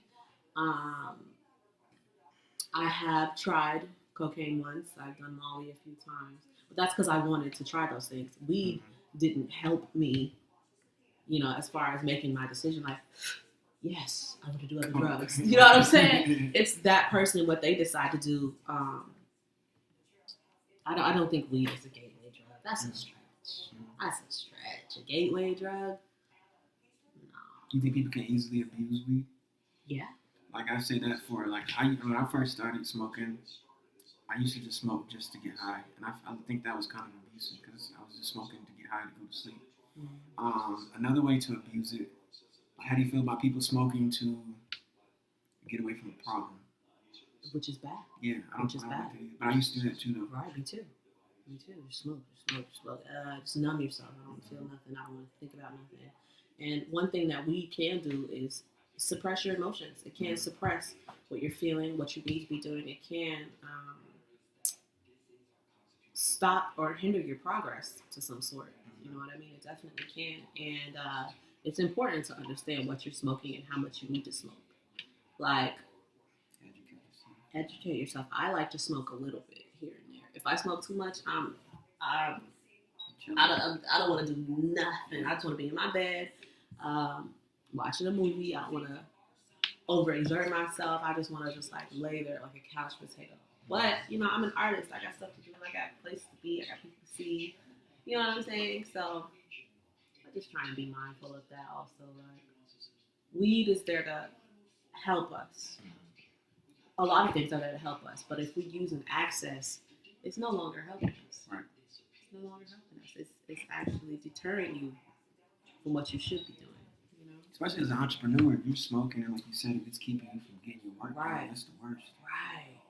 And then there are people who can smoke all day and just like be 100 on the energy, answer emails. Got the food. Thank you. Yes, sir. Let's go ahead and break that open. So it just depends on you as an individual.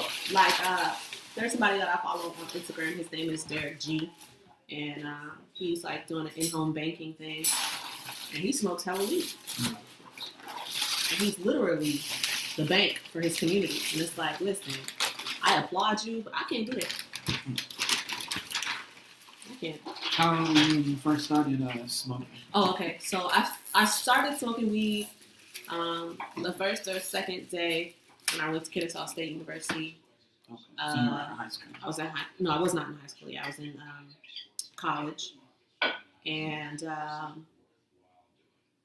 I loved it. I was like, wow. I feel so relaxed and just.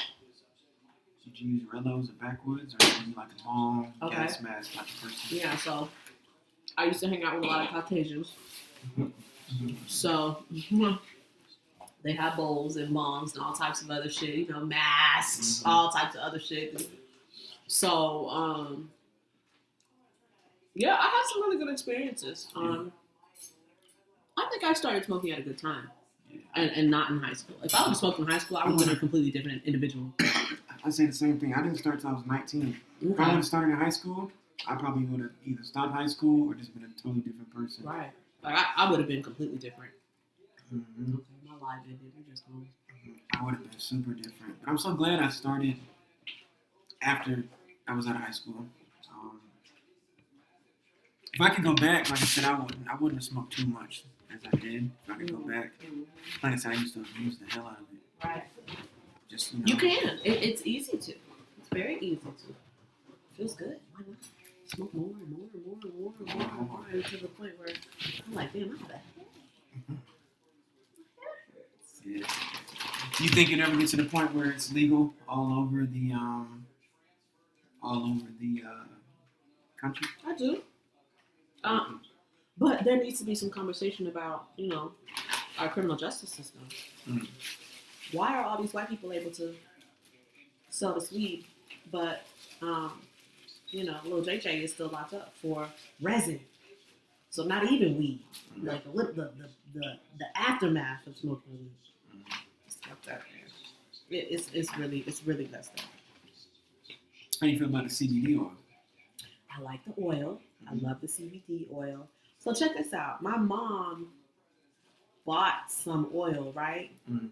And it was supposed to help her sleep.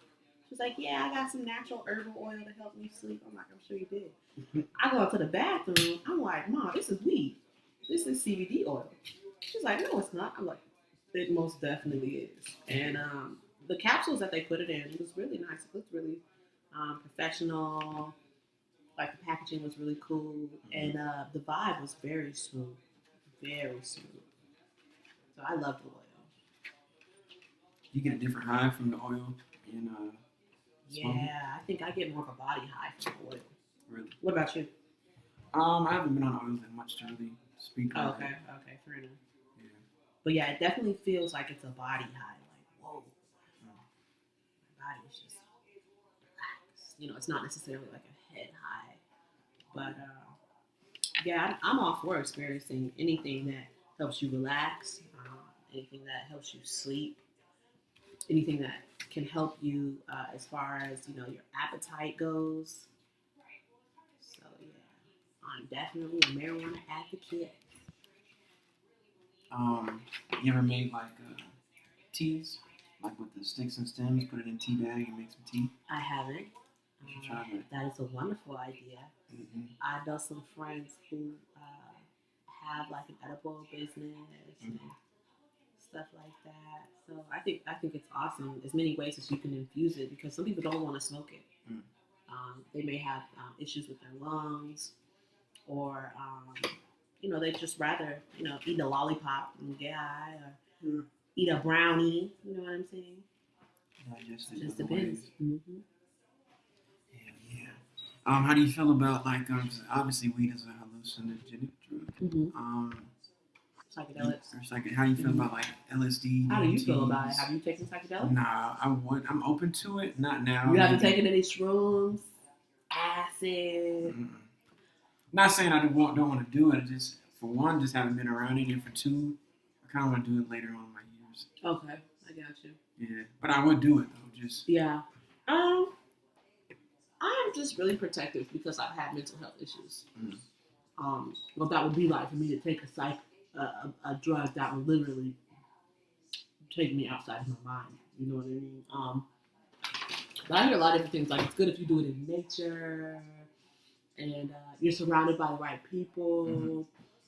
I'm open to it. Not right now. I take care of my grandmother during the day, so I try and be as sharp as I can for her because she is not. So, but I'm definitely open to it. Like going out into the woods. You know what I'm saying? Having a good time. It's a big hippie festival. So all my friends in college were tripping. They were always tripping. Yeah. So I saw some very interesting effects. Some people were happy, overjoyed, just talking about everything, loving everyone, talking about how the trees were moving and the wall was moving and this and that. And then there were people crying in the shower with their clothes on. I'm like, okay, do I want to do that right now? No, I'm good. You just smoke my blunt right here. I don't want to get to that point. Right. So just be careful. Just be mindful. You know what I mean, of what you're doing. And now, when you have kids, are you gonna be open to them that you smoke? Are you gonna keep? Or I guess, are you gonna keep it from them like a secret, or are you gonna be like, I gotta smoke. I don't want you to smoke yet, but hey, I smoke. Right. Yeah. No, I won't hide it. I definitely won't hide it. And when they get 18, I think I'll be okay with them smoking. 18.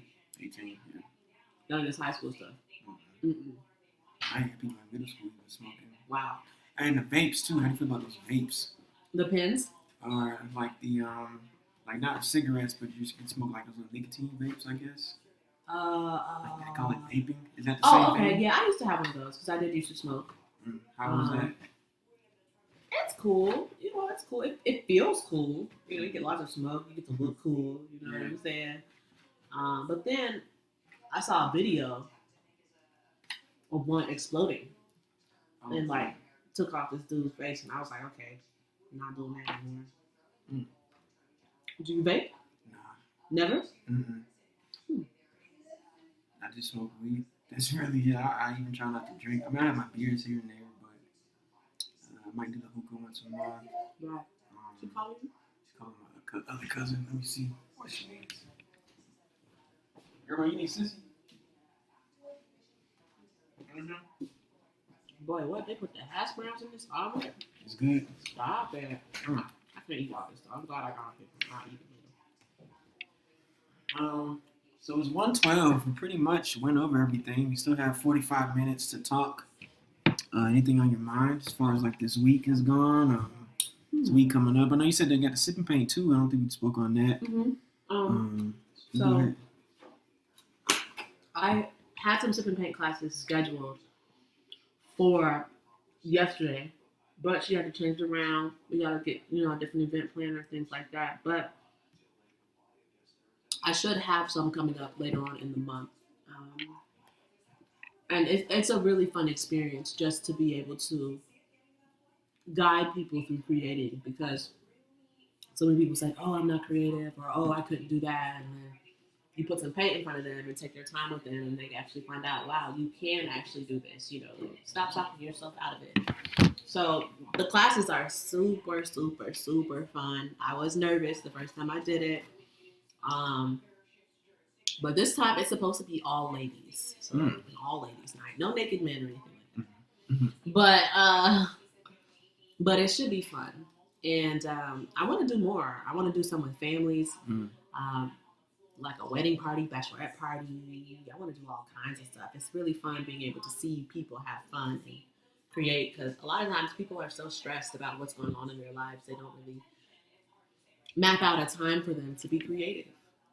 It's good to be creative. You know, it's so much in that. It's therapy, you know, seeing how you can blend the colors and seeing what you can create. And it's like, when you're an artist, you understand literally how the mind works and how you literally can create anything, any situation. You know, your voice is powerful, your spirit is powerful. But if you can like think, wow, okay, I want to create a blue man, blue man.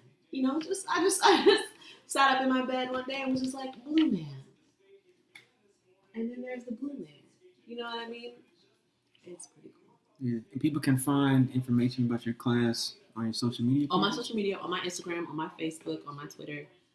Again, my social media is Kelly Free Spirit 333, KELLY Free FRE Spirit SPIRIT 333. Twitter is The Artist 1111. That's 4 ones. And Facebook, Kelly Nicole Johnson. And then my Facebook group is Kelly Free Spirit 333. My business group, my business page. You don't touch YouTube at all? You have no YouTube account? I'm going to start YouTube. I'm actually going to start my own podcast. Mm-hmm. I think it's good to just have so many different forms, have every type of form of avenue to connect with people. YouTube is big. YouTube is big. There are a lot of people who have changed their lives off of just being passionate and being consistent about going and posting and editing. You know, it's beautiful. I love YouTube. Yeah, I didn't get into YouTube until this year. Like, I didn't realize. I mean, Really? obviously, I'm on YouTube looking at stuff, but I didn't realize like what kind of platform you can build off of YouTube. So I started Huge, reading, yeah. Until I started reading about it. I was like, because I'm thinking it's like for kids and right.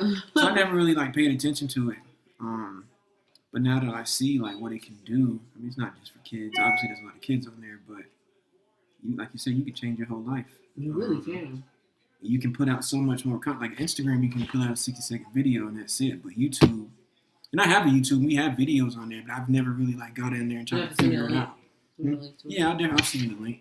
I just never been on there and really try to like monetize it like I do Instagram. You know what I mean? But once I'm starting learning, like there's thousands and thousands and thousands of people on here. It's just like, damn, why am I looking for what you're?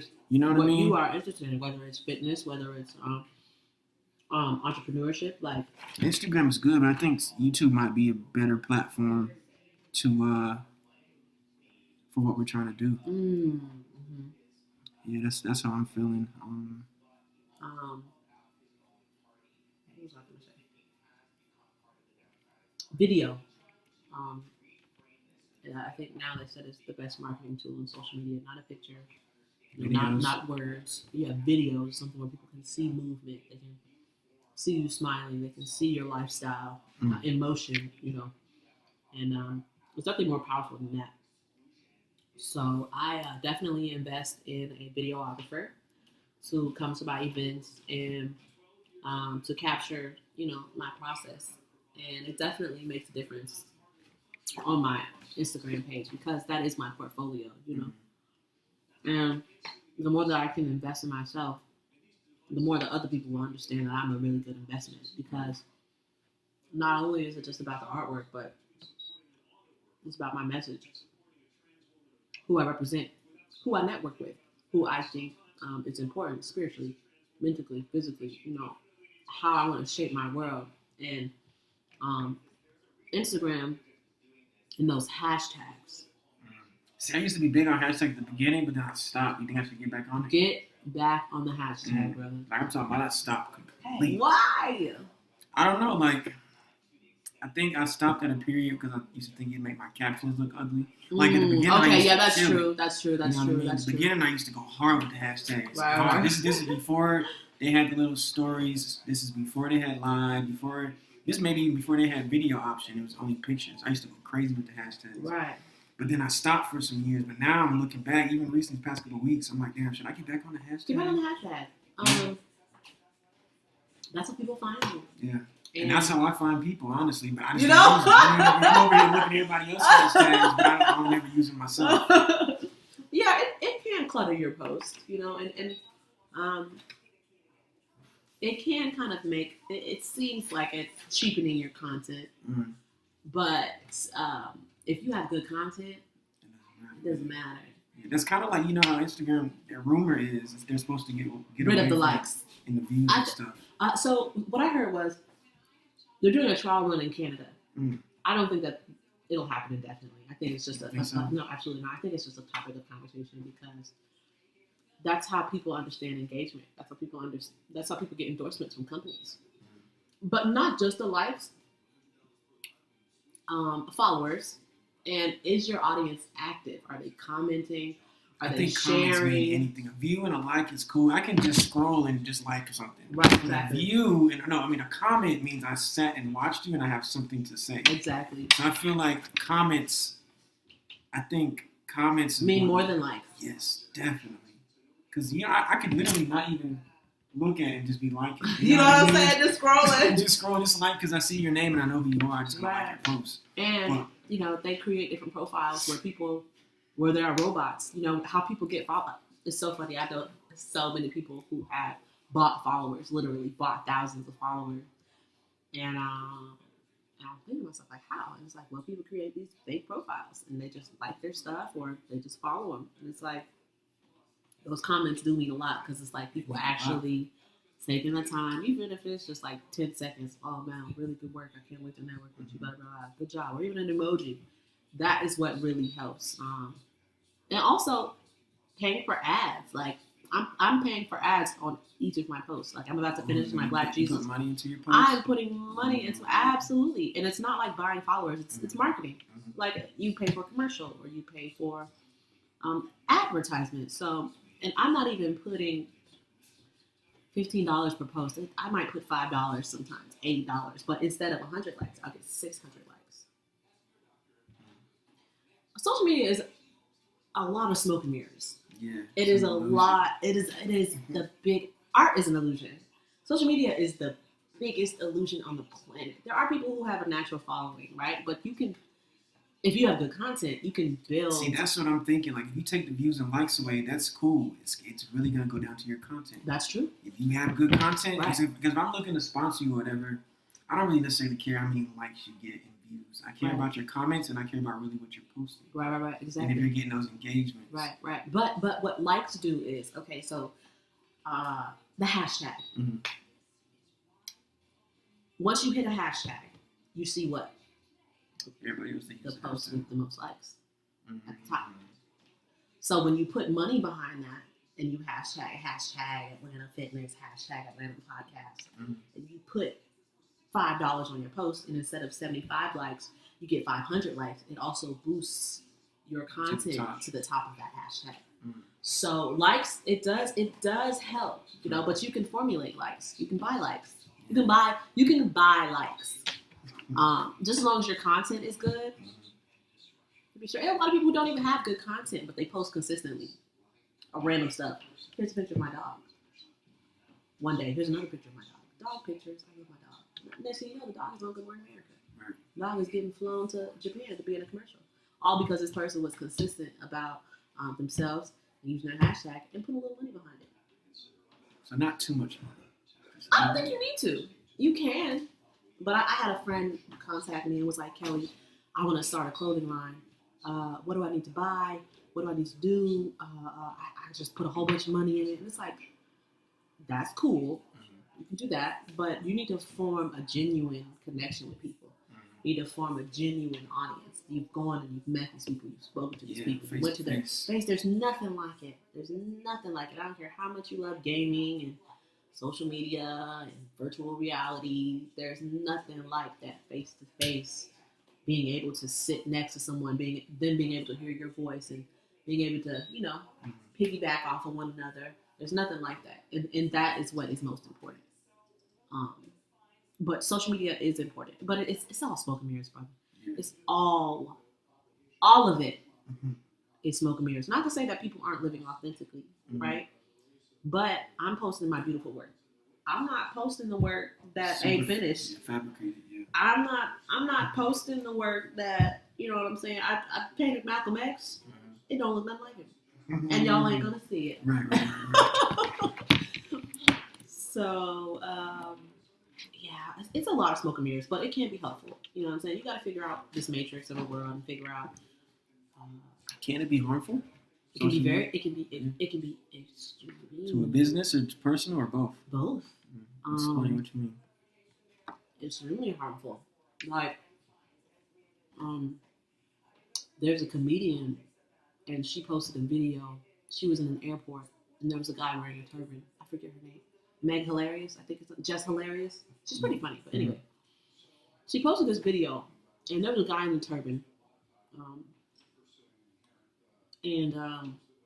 She was just talking about, oh, hell no, I'm not getting on this plane. Oh, nah. I'm like, that's not the, even if you think it's funny, that's not the smartest thing to post on your social media platform because you're getting endorsements from businesses. Even if it is 1-800 contacts or whatever it is, you're getting endorsements. And so those endorsements start to pull away. Like, oh, that's how you're talking. Like, some people get too comfortable on their social media. And luckily for me, my lifestyle is a part of my business. You know, the hippie lifestyle, I smoke, I have a good time, I meditate. That's a part of my, but I'm not going to say reckless shit. Yeah. Because I understand that can harm my brand. I'm a brand at the end of the day. Me, my artwork, who I interact with, it's a brand. And if you do careless things, it can definitely affect your brand. One post can affect your entire brand. One. No matter if you delete it, you put it out there on the internet, it's there forever. So, and as far as like the youth and them being so active on social media, I think it's detrimental to their mental health. I think that their attention spans are like horrible. You know, my cousin, she's kind of going through a stage right now where she's depressed, and I 100% know that it's because she spends most of her day. How old is she? Mm-hmm. She is 19. Mm-hmm. She was supposed to be in school, but she left school. She's supposed to go back, I think. But anyway, her mental health is important. But she spends a lot of her day in bed scrolling. Mm. So what you're doing is, especially like your mind is so young, you're so impressionable. You're seeing all these images, these propagated images. They're not real, first of all. Everybody wants to prove to you how best their life is, how good it is. See, what's that? Who is that? On the top of your feet. She's gorgeous. Albany. Yeah. Shout out to Albany. Right, she's beautiful. Mm-hmm. But most women don't look like that. Right. You know what I'm saying? And so if I don't look like that, I'm going to look at that and be like, oh, yeah, she has 600 likes. What if, you know what I'm saying? Like, I need to get 600 likes. I don't feel good about myself because I don't have 600 likes. Or, man, I'm beautiful. Am I not beautiful because I didn't get 600 likes? It's horrible. It's horrible. Social media does not reflect who you are. It does not reflect how talented you are. It may reflect how well you strategize in that market, but it definitely doesn't reflect your worth and your value as a person. So it definitely has an effect on these. I'm not giving my child. I don't know. I think it's good for kids to interact and be able to do their own thing. But we might have to put a time limit or something on it because I just see how it affects the youth. You know what I mean? And it's more negative than it is positive for the youth. Because of the attention span and the self-esteem and the self-worth being attached to other people, not how you feel about yourself. Okay, if I put this, I do it myself too. Like, I've done it. Mm-hmm. Or I put a picture up and it didn't get a lot of likes, I took it down. Even though I liked it. You know what I'm saying? Like, yeah, like, I've done it before.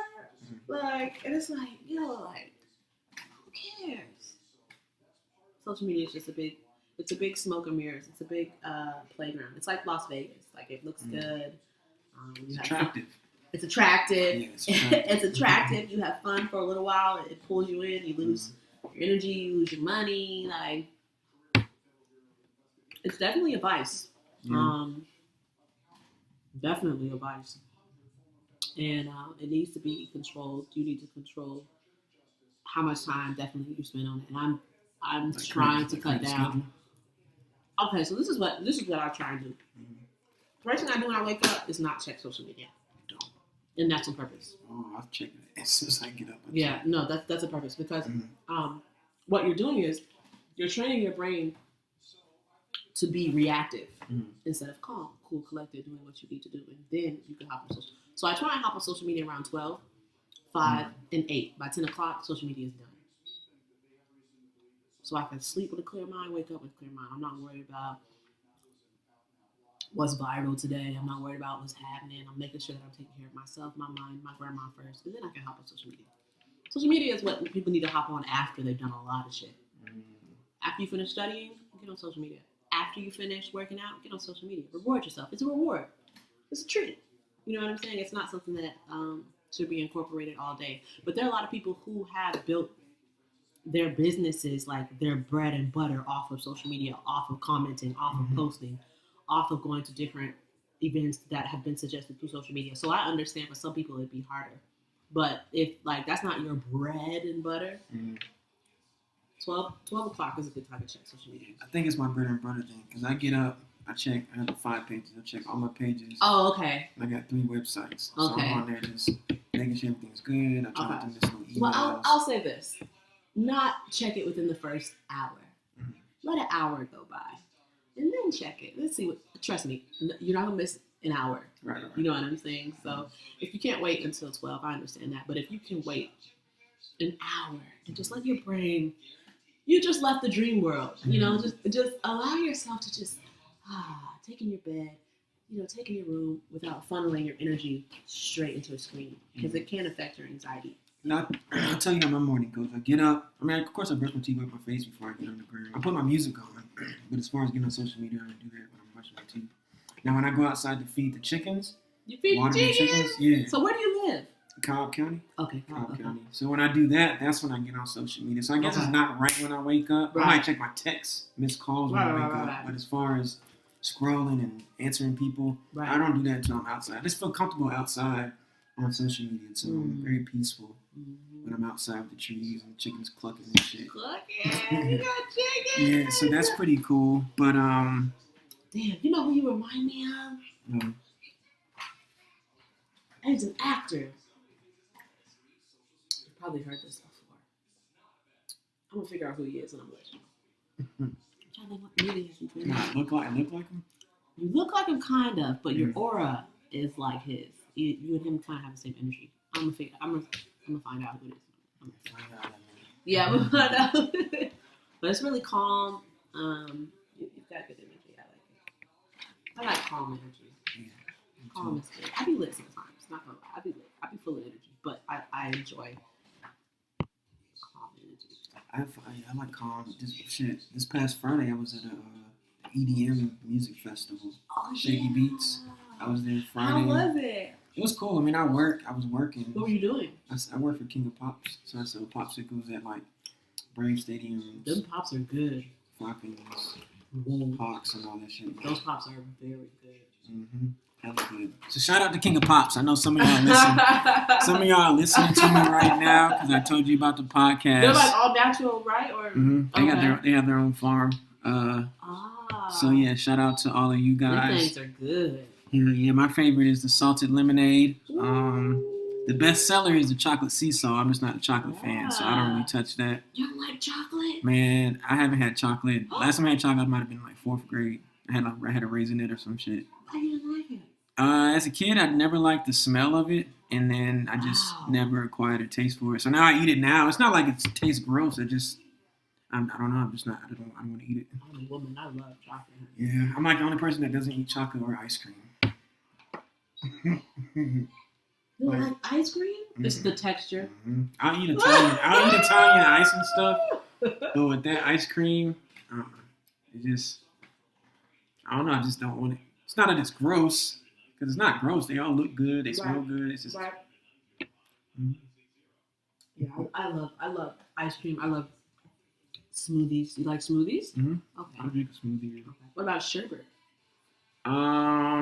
Not a big dessert guy, but yeah, I'll eat a sherbet. Yeah, Okay. I'll eat some sherbet. I'm just not a big dessert guy because I don't eat cakes. I don't eat the pies.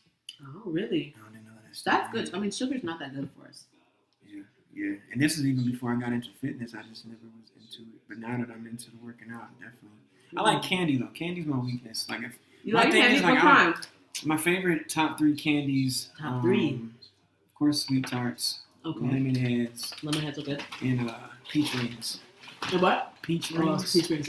Oh my god, that don't make. And that's my thing about candy. Like I can stay away from a long time, but as soon as I touch it, I have like a whole lot. A whole bag. And I gotta go to the gym. The bag is gone. It's gone. Yeah. So I like Sour Patches and Swedish Fish. Oh, Swedish Fish. I like Swedish Fish. Those little rolls with the sugar on them, and you kind Sour of rip them Patch. apart. I don't know, and you rip them down, and it's kind of like a string, and they've got Not the sugar. Sour Patch straws.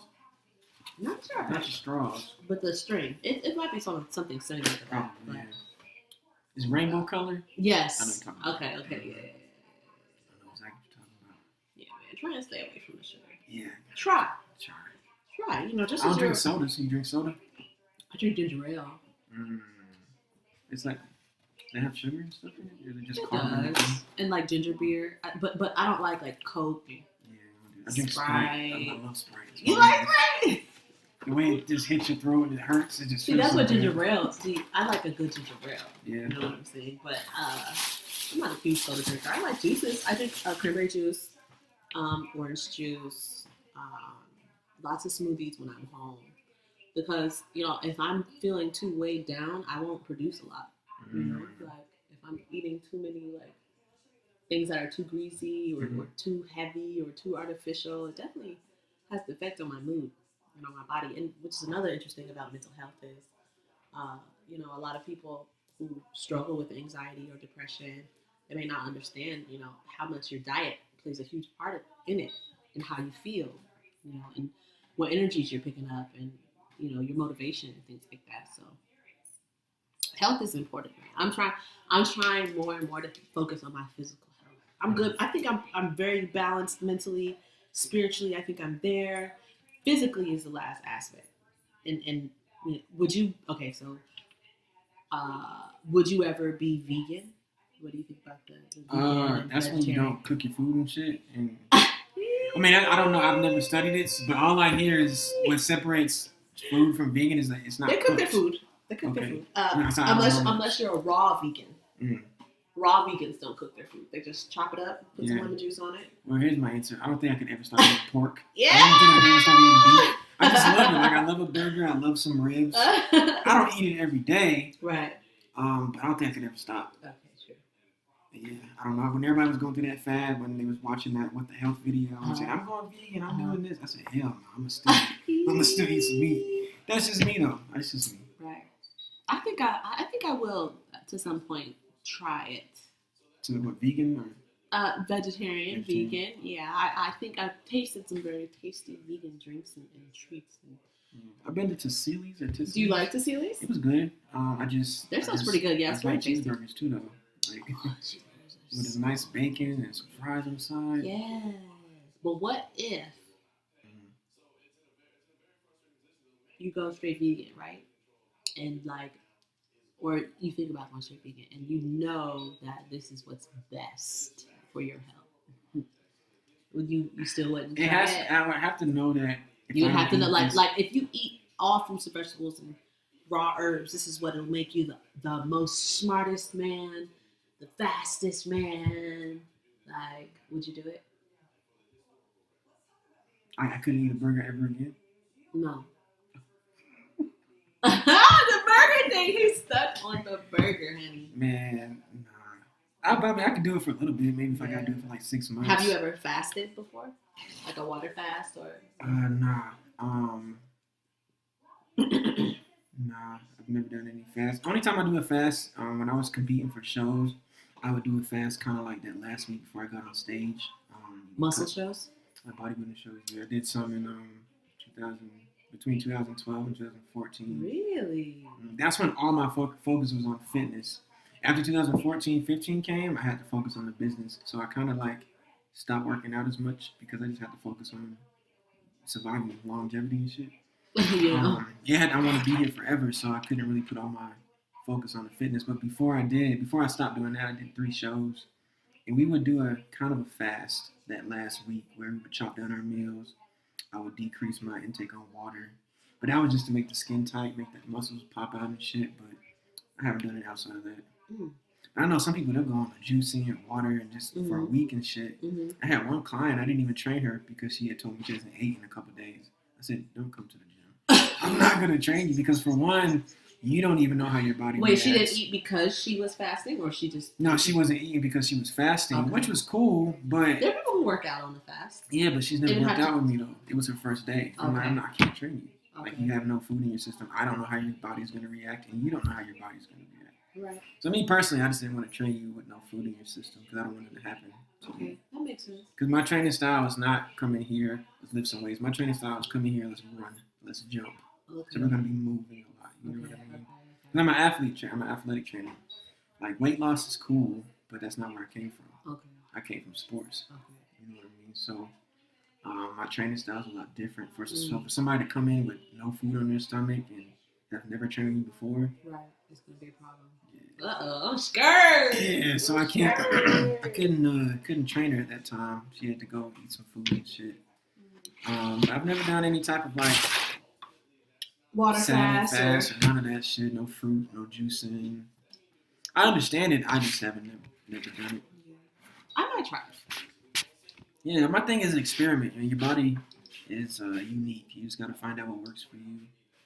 Like I used to get mad at my clients. Well, even I still do when they show me a picture of somebody else. Like, hey, I want to look like her. Or, hey, can I just eat this and not work out? Like, no, because your body is not like hers. Right. You guys are different, for one. Right. For two, your body's going to react different to certain foods. So if one person said this diet is great, it might not be great for you because everybody's body is different. So you got to kind of experiment with your body, see what works, see what doesn't work. Right. Yeah, so that's one of my things. Like you said, it's smoke and mirrors. So you show me a picture of a girl with 6 packs and she's probably been edited to hell. Come on. Come on. You've probably been super edited. You know what I mean? People can edit on abs now. They can easily shrink waists and build thighs, build butts, like easily. But the everyday average person won't see that. But somebody who's into the Instagram with the when you're posting and you're going through the hashtag and you know the game, you see certain stuff. Yeah, for sure. Definitely know what's going on. And, you know, being an artist online and posting your work online is, it can be scary, you know, because you look up and all of a sudden you see a website selling your work or T-shirts of your art. And really? I haven't experienced it myself, but I've seen other artists go through the same thing. And, I mean, they have everything legally that they need to have. It's copyrighted. You know, they own all the royalties and everything that they need with the artwork, but when trying to contact these companies, it's extremely difficult. You know what I mean? Because they kind of mask themselves behind this website, and then, I want to contact us, email us here. So, but this website is steadily posting your work. It's a trip. And that's not a good thing, right? At all. It's illegal. And I remember someone posted, a friend of mine. She's a model, and was it H&M or some big, I probably wasn't H&M, but some like huge clothing company posted her and edited her a little bit and started selling T-shirts of her. Yeah. So it can be dangerous. And also there's an artist that I follow. Her name is Jessie Jumanji. And she is like a collage artist. She's also a really nice painter, but she puts together these really dope collages. And she put together this picture of Cardi B. I'll show it to you. And she kind of looks like the Mona Lisa, right? So this white girl in Brooklyn got paid by the Brooklyn Museum to paint a mural. And what did she paint? She painted Jessie Jumanji's picture, right? And she said inspired by. It was literally the same picture, right? And so Jesse was like, okay, cool, just put my name down there. Put my Instagram name down there along with yours, right? So she was talking to the white girl, and the white girl was like, oh, sorry, I didn't have time. They go back and forth. Yeah. She blasted her on Instagram. Everybody went to white girl's page. I'm like, you racist. You are stealing our work, which I've been doing for thousands of years. Yeah. It turns out when Cardi B saw the artwork, she posted Jesse Jumanji, my friend, and not the white girl who did the mirror. But yeah, it's always difficult when people are like stealing your work. Does it happen a lot? It does. 'Cause I know in the training business, people used to steal clients' pictures. Yeah. And post them like, hey, this is my client, sign up with me. It's definitely not your client. Like I saw a post recently that an artist designed something for J. Cole and wasn't paid. And he's got messages and everything. And one of my friends' artwork was posted by Chris Brown. His name is the Art Goon, and no credit. Just posted on his page. Just boom. Here's artwork. I like it. Let me put it up without any artist recognition. And you're an artist. Right. You understand? Chris Brown has some nice artwork. That's all. A lot of that is my friends. My friend's artwork that Chris Brown has not given him any credit for, and he's used it multiple times. So it's not just like, oh, I found a piece of artwork and I throw it up, because people do that all the time. This was artwork where he obviously went back to his page to see what he's doing and is continually posting his work without giving him the credit. Social media can change people's lives. Like that one hashtag can help him out with commissions. It can help him out with, understanding how to work with other artists. But it happens. It happens. How do you feel about like branding yourself as an artist? You think you should like wear your logo around if you have a logo? Yeah, I'm gonna get some shirts and stuff. Yeah. I'm definitely going to merchandise myself. Free Spirit Slim or Kelly Free Spirit, or come up with Free Spirit Slim. It sounds good. You like that, Free Spirit Slim? Yeah, I that's the name of my Etsy shop. If you go on my Etsy, it's Etsy Free Spirit Slim. That's also my Snapchat name is Free Spirit Slim. So I might make some Free Spirit Slim shirts. I'm definitely going to make some Free Spirit Slim shirts, and yeah, definitely, absolutely. Now to the point, like sometimes I forget that I need to market myself, and I just go to a party and I have a good time. But most of the time now, I am in the production promotion mind frame. So if I'm talking to someone, I'll tell them I'm an artist, and then I can let them, like I can tell if they're interested or not, just by their first reaction. You know what I mean? Like I tell people when I'm an artist, a lot of time I get, I wish I could draw. I'm like, okay, next conversation. Or, oh, wow, it's interesting. What inspires you? Can I see your work? I'm like, okay, let me go a little bit deeper into that. You know what I mean? So definitely want to promote myself as much as I can. And, you have to be annoying with it. You have to. You have to be annoying with it. And a lot of people have been so conditioned to shrink themselves that them taking care of themselves, they feel guilty about it. And it's extraordinary. It's like, wow, you feel guilty about promoting yourself. What in the world? You got to. You definitely have to. You got business cards? Sometimes I do. I need to get some more now. I'll get some more. I'll probably go to Kinko's and get some. I need to get some. I think they're important. I don't think they're vital. Everybody asks me like, oh my God, you got your business card? I'm like, listen, if you like my artwork and you want my artwork, you're going to connect with me. So you're going to get my number, you're going to follow me on Instagram, you're going to buy my artwork. A lot of people just like, oh, you have a card? No. What? So you want to buy art or, oh, well, have a good day. Yeah, bye, girl. I ain't really, but I do need to get some. I do need to get some. Let me stop making excuses. I do need to get some. Business cards are cool. Shirts are cool. All of that shit. Stickers, car decals, hats. What kind of hat do I have? Shower curtains. Hats. All of that shit. Mugs. I got my logo tattooed on me, so I'm for real. Oh yeah. Yeah, it's tough. Let me see. I can't turn away from it. Oh, no worries. Flexlanta. I got it backwards. I'm looking in the mirror. Okay. So that was intentional. Mm-hmm. Okay. Hell yeah. I'm gonna get another tattoo, another Flexlanta tattoo. Cause I don't know. Once I got that, that's a cool logo. It's simple. You get the gist. Hell yeah, super simple. now that it's on me, it's like I can't fail. Like Mm-hmm. I have to make it. I have to make it a thing. I mean, it is already a thing. You are making it a thing. It is a thing. Yeah. It's It been is a here for a thing. long time. Mm-hmm. So you're the creator? I wouldn't say I'm the creator. Because I think it's a group effort, right? Yeah, Or, it's okay. a few of us. Okay. Yeah, I can't take all the credit, of course not. I do a lot of the creative stuff. Okay. I do a lot of the numbers, Right.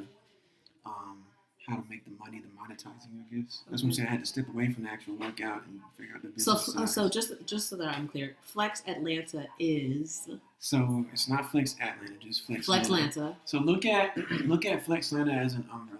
Okay. And then Yes. What's underneath the umbrella? So I have my brand, which is Real Athletes Know, and then Janine, she has her brands. Welcome to the family.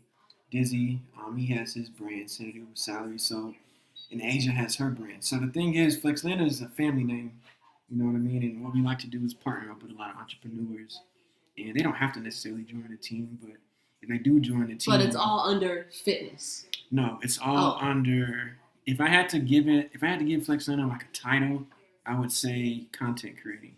Okay. I wouldn't really say just fitness Okay. because we're way bigger than fitness. Fitness is what was just paying our bills while we were trying to create this. Right, okay. This is what we were all doing at the Okay, I time. got you. Even if we were all barbers at the time, it would be the same shit. It's just this is what we were doing. So we look at Flexlanta as a platform for entrepreneurs to grow. And under that, we all have our own things going on. It just so happened to like we put the brand on a sports bra, put the brand on leggings because we had clients, we have access to these people. So in order to, it's really a branding thing. It's a branding and marketing thing. Like we wanted to get the logo out, we wanted people to see it. So what better way to get people to see it than to put it on our We need clients? to do that. Yeah, that's true. You know what I mean? So even if we were barbers, we would put the logo on. You know, when you get your haircut, you got to put that thing over. It would be the same thing if we were like chefs. We would put it on our aprons. Right. So I see how people could say it's fitness, but it's just a lot bigger than that. You know what I mean? Sure. So what we're doing now is the 26th of this month is the last day. You'll be able to buy any fitness attire with this logo on it. After the 26th, any fitness attire will have my other fitness logo on it. Okay. You know what I mean? And not Flexlanta. No. Okay. Only time you can get a Flexlanta thing is like on a t-shirt, a hoodie, Okay. some pants, just Okay. nothing fitness related. Ah. So I want to try to separate it. And I've been doing this rebranding for like a year now, but now I'm more comfortable at telling people because I can explain it to them better. Like to me, it makes sense. Right. To me too. But for a lot of people, especially non-entrepreneurs, they don't understand. Like they see me still posting, but they don't know that I'm still rebranding. I'm just posting to stay relevant. Right. I'm not really posting to spark a conversation or get engagement. I'm just posting so you guys don't forget about me. Right. You know what I mean? Right, That's how that I'm goes. still here. I'm still here, but I'm rebranding. I'm going through it. I'm stressed out. But I'm look, still here. I'm still here. Don't forget about what's going on. But ultimately, we're just trying to fine tune everything. It's just so we can leave a legacy and not just be known for in the gym. It's important. Yeah. We want to change we're in the classroom. Sometimes we do public speaking in elementary schools. Oh, that's great.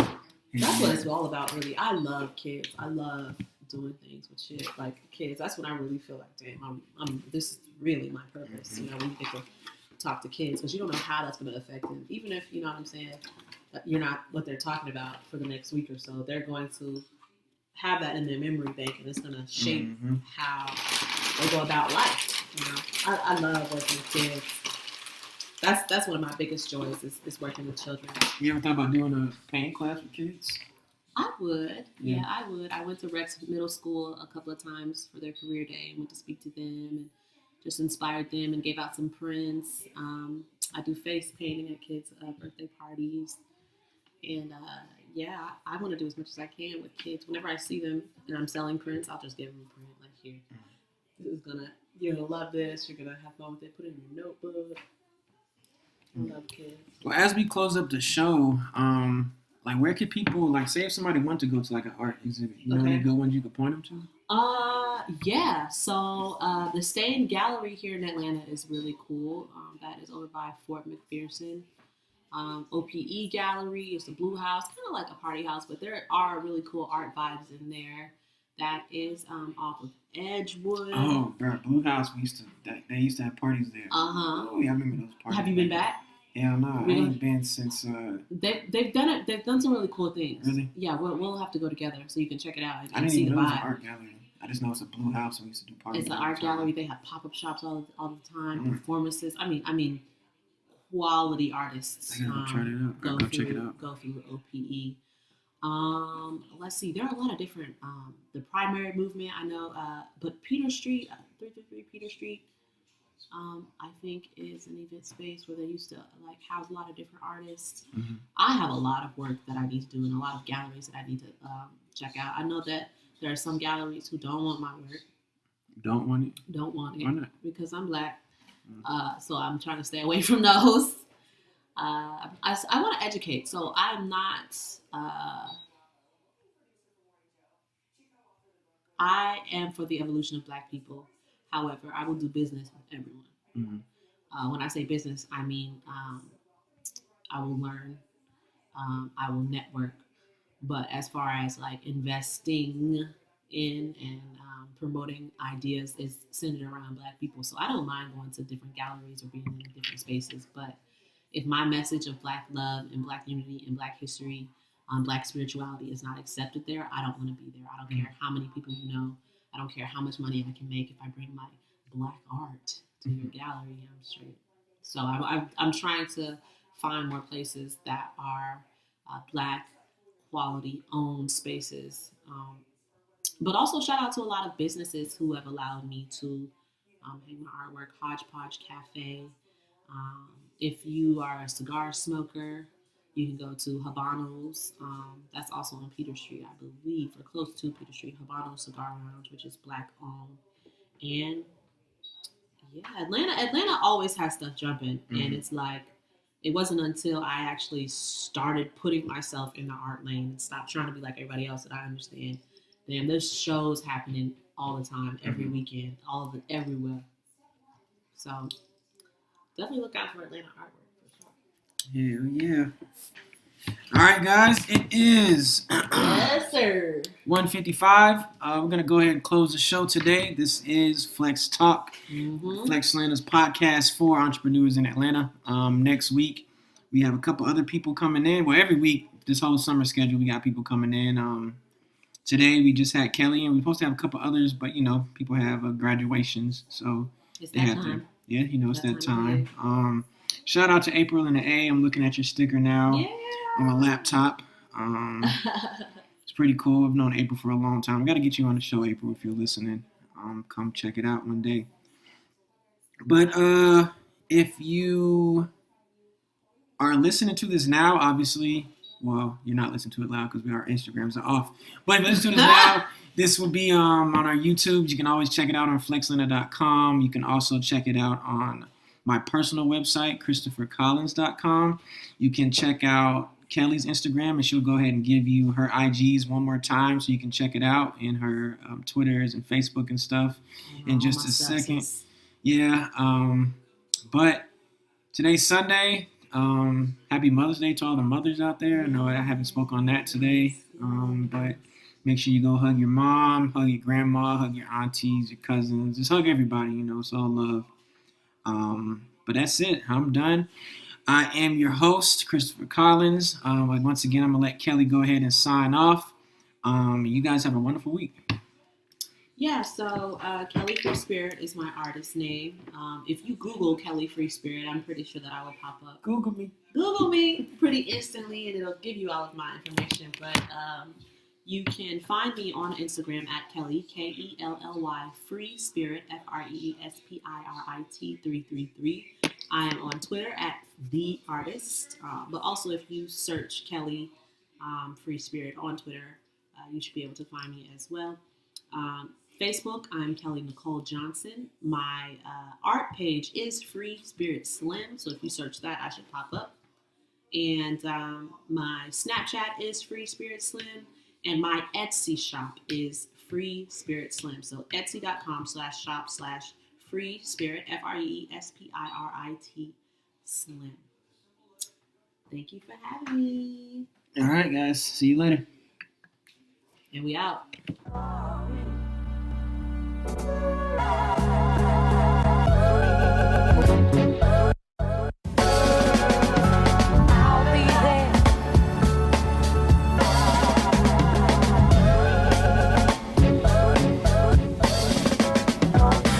Same's Bruce Wayne and the bat signal. Just hit my line, baby, it's that simple. You can text DM or inbox. I be there still in my robe drawers, flip flops. Like, what's the problem? Where you at?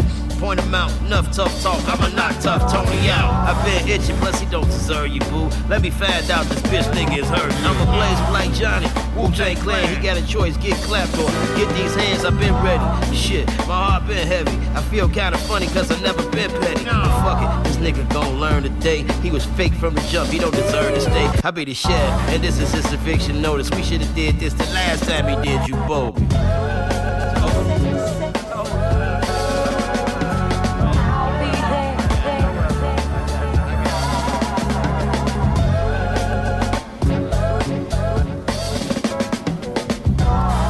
You need someone to talk to and love forgive any man that would assault you. No matter what the distance, I'll be there in an instance. Hello, you have reached Mr. Fix It. I got them tools, love, I'll be right there. You're making this man when heart need repair.